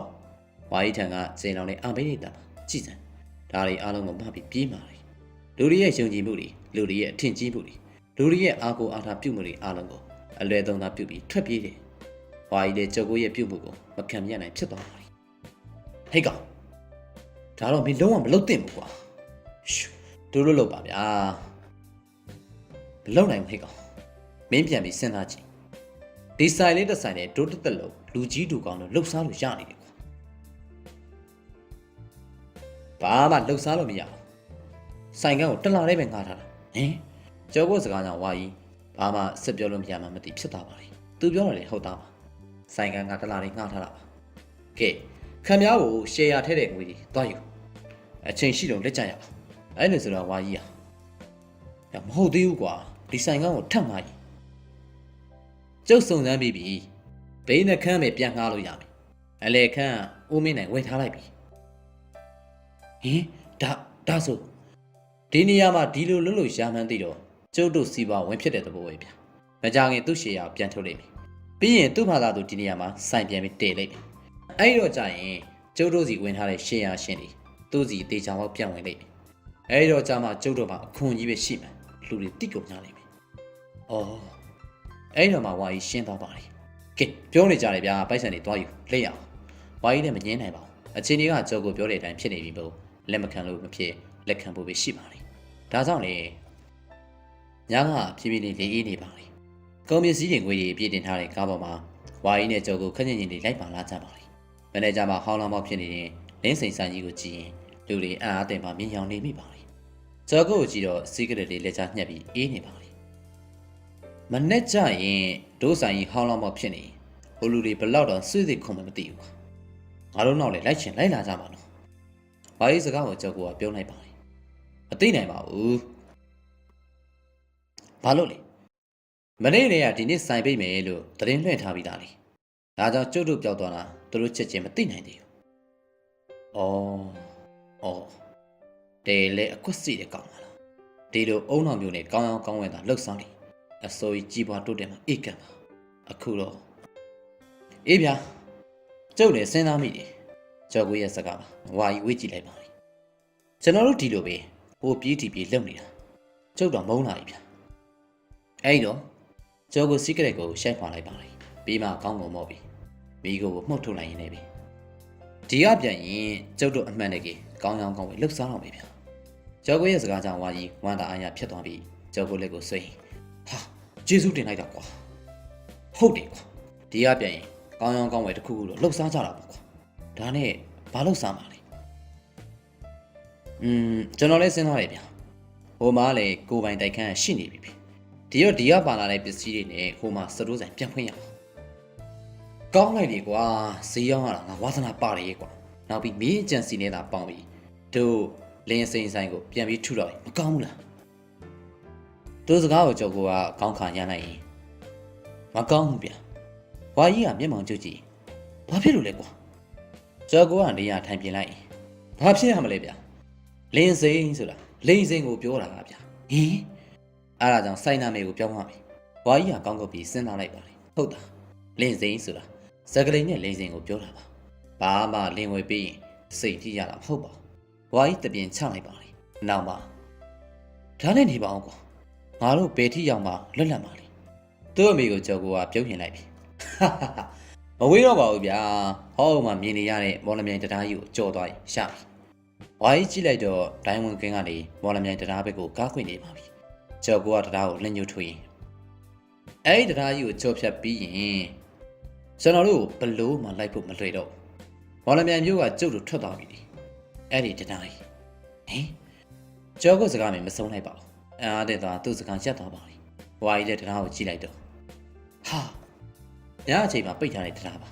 ကားတရားနာတိကြီးကနေရက်သွားပါလိအဲ့ဒီလက်နေတက်ပြီးအောင်တဝင်းဝင်းနဲ့သူတို့ကောင်းစီကိုတွေ့ရချင်းကလာတဲ့ရဲတပ်ဖွဲ့ဝင်တွေလုံခြုံရေးများပါသူတို့အားလုံးအကွက်စစ်တွေစီတင်ခဲ့ပြီးပဲတရားကြီးညအချိန်ဖြတ်တန်းမှုမရှိသေးရန်ပိတ်ထားကြောင်းကိုမေဒီယောနေခဲ့ပါလိတကောက်ကတကယ်ကနေခြေတံများတစ်ဖြည်းဖြည်းနီးလာပါလိဝါကြီးနှစ်ဖူးကနေချွေးသီးများထလာပါလိကျော်ကိုကြည့်တော့လေမင်းမပြည့်စီကရက်ခဲထားပြီးမြင်လက်များတစ်ဆက်ဆက်တုံနေပါလိဝါကြီးကသူ့နှစ်ဖူးပေါ်ကစိတ်ထနေတဲ့ခြေများကိုလက်နဲ့ပင်ပစ်တက်လိုက်ပါလိသူ့လက်သူ့မျက်နှာနဲ့နာရောအန်နဲ့တခုသူ့ရမိပါလိဇဝေဇဝါနဲ့သူ့လက်ကိုထက်နှမ်းကြည့်ပါလိမှန်ပါလိထို့အနံ့ကိုသူ့တခါရဝူးပြီးဖြစ်ပါလိအဲ့ဒီအနံ့ကိုသူ့တခါရခဲ့ဘူးပါလိအဲ့ဒီအနံ့ကတော့လက်ထိတ်နှံ့ပါပြည်တဲ့နာကများအခုတင်ဆက်ပေးခဲ့တဲ့ဇာတ်လမ်းလေးကတော့စိုင်းစရာအကြည့်တော်ရေးသားထားတဲ့ညာတာပါလေးဆိုတဲ့စိတ်ဝင်စားပဲဟာတာဇာတ်လမ်းလေးကိုတင်ဆက်ပေးခဲ့တာပါနောက်တစ်ခါမှလည်းကျွန်တော်တို့ရဲ့ channel လေးကနေအခုလိုမျိုးဇာတ်လမ်းကောင်းများကိုရွေးချယ်ပြီးဆက်လက်တင်ဆက်သွားဖို့ရှိနေပါတယ်ဒါကြောင့်ကျွန်တော်တို့ရဲ့ channel လေးကို subscribe မလုပ်ရသေးရင်လည်း subscribe လုပ်ပေးသွားကြဖို့မမေ့ပါနဲ့တော့ဗီဒီယိုအသလေးတင်ထဲမှာသိနိုင်ဖို့ဘေးနား notification ကိုလည်းနှိပ်ပေးသွားကြပါဦးနားဆင်အားပေးခဲ့လို့အားလုံးကိုကျေးဇူးများတင်ပါတယ်ဒီဇာတ်လမ်းလေးကိုတော့ကျွန်တော်ဘိုးတော်ကနေတင်ဆက်ပေးခဲ့တာပါခင်ဗျာ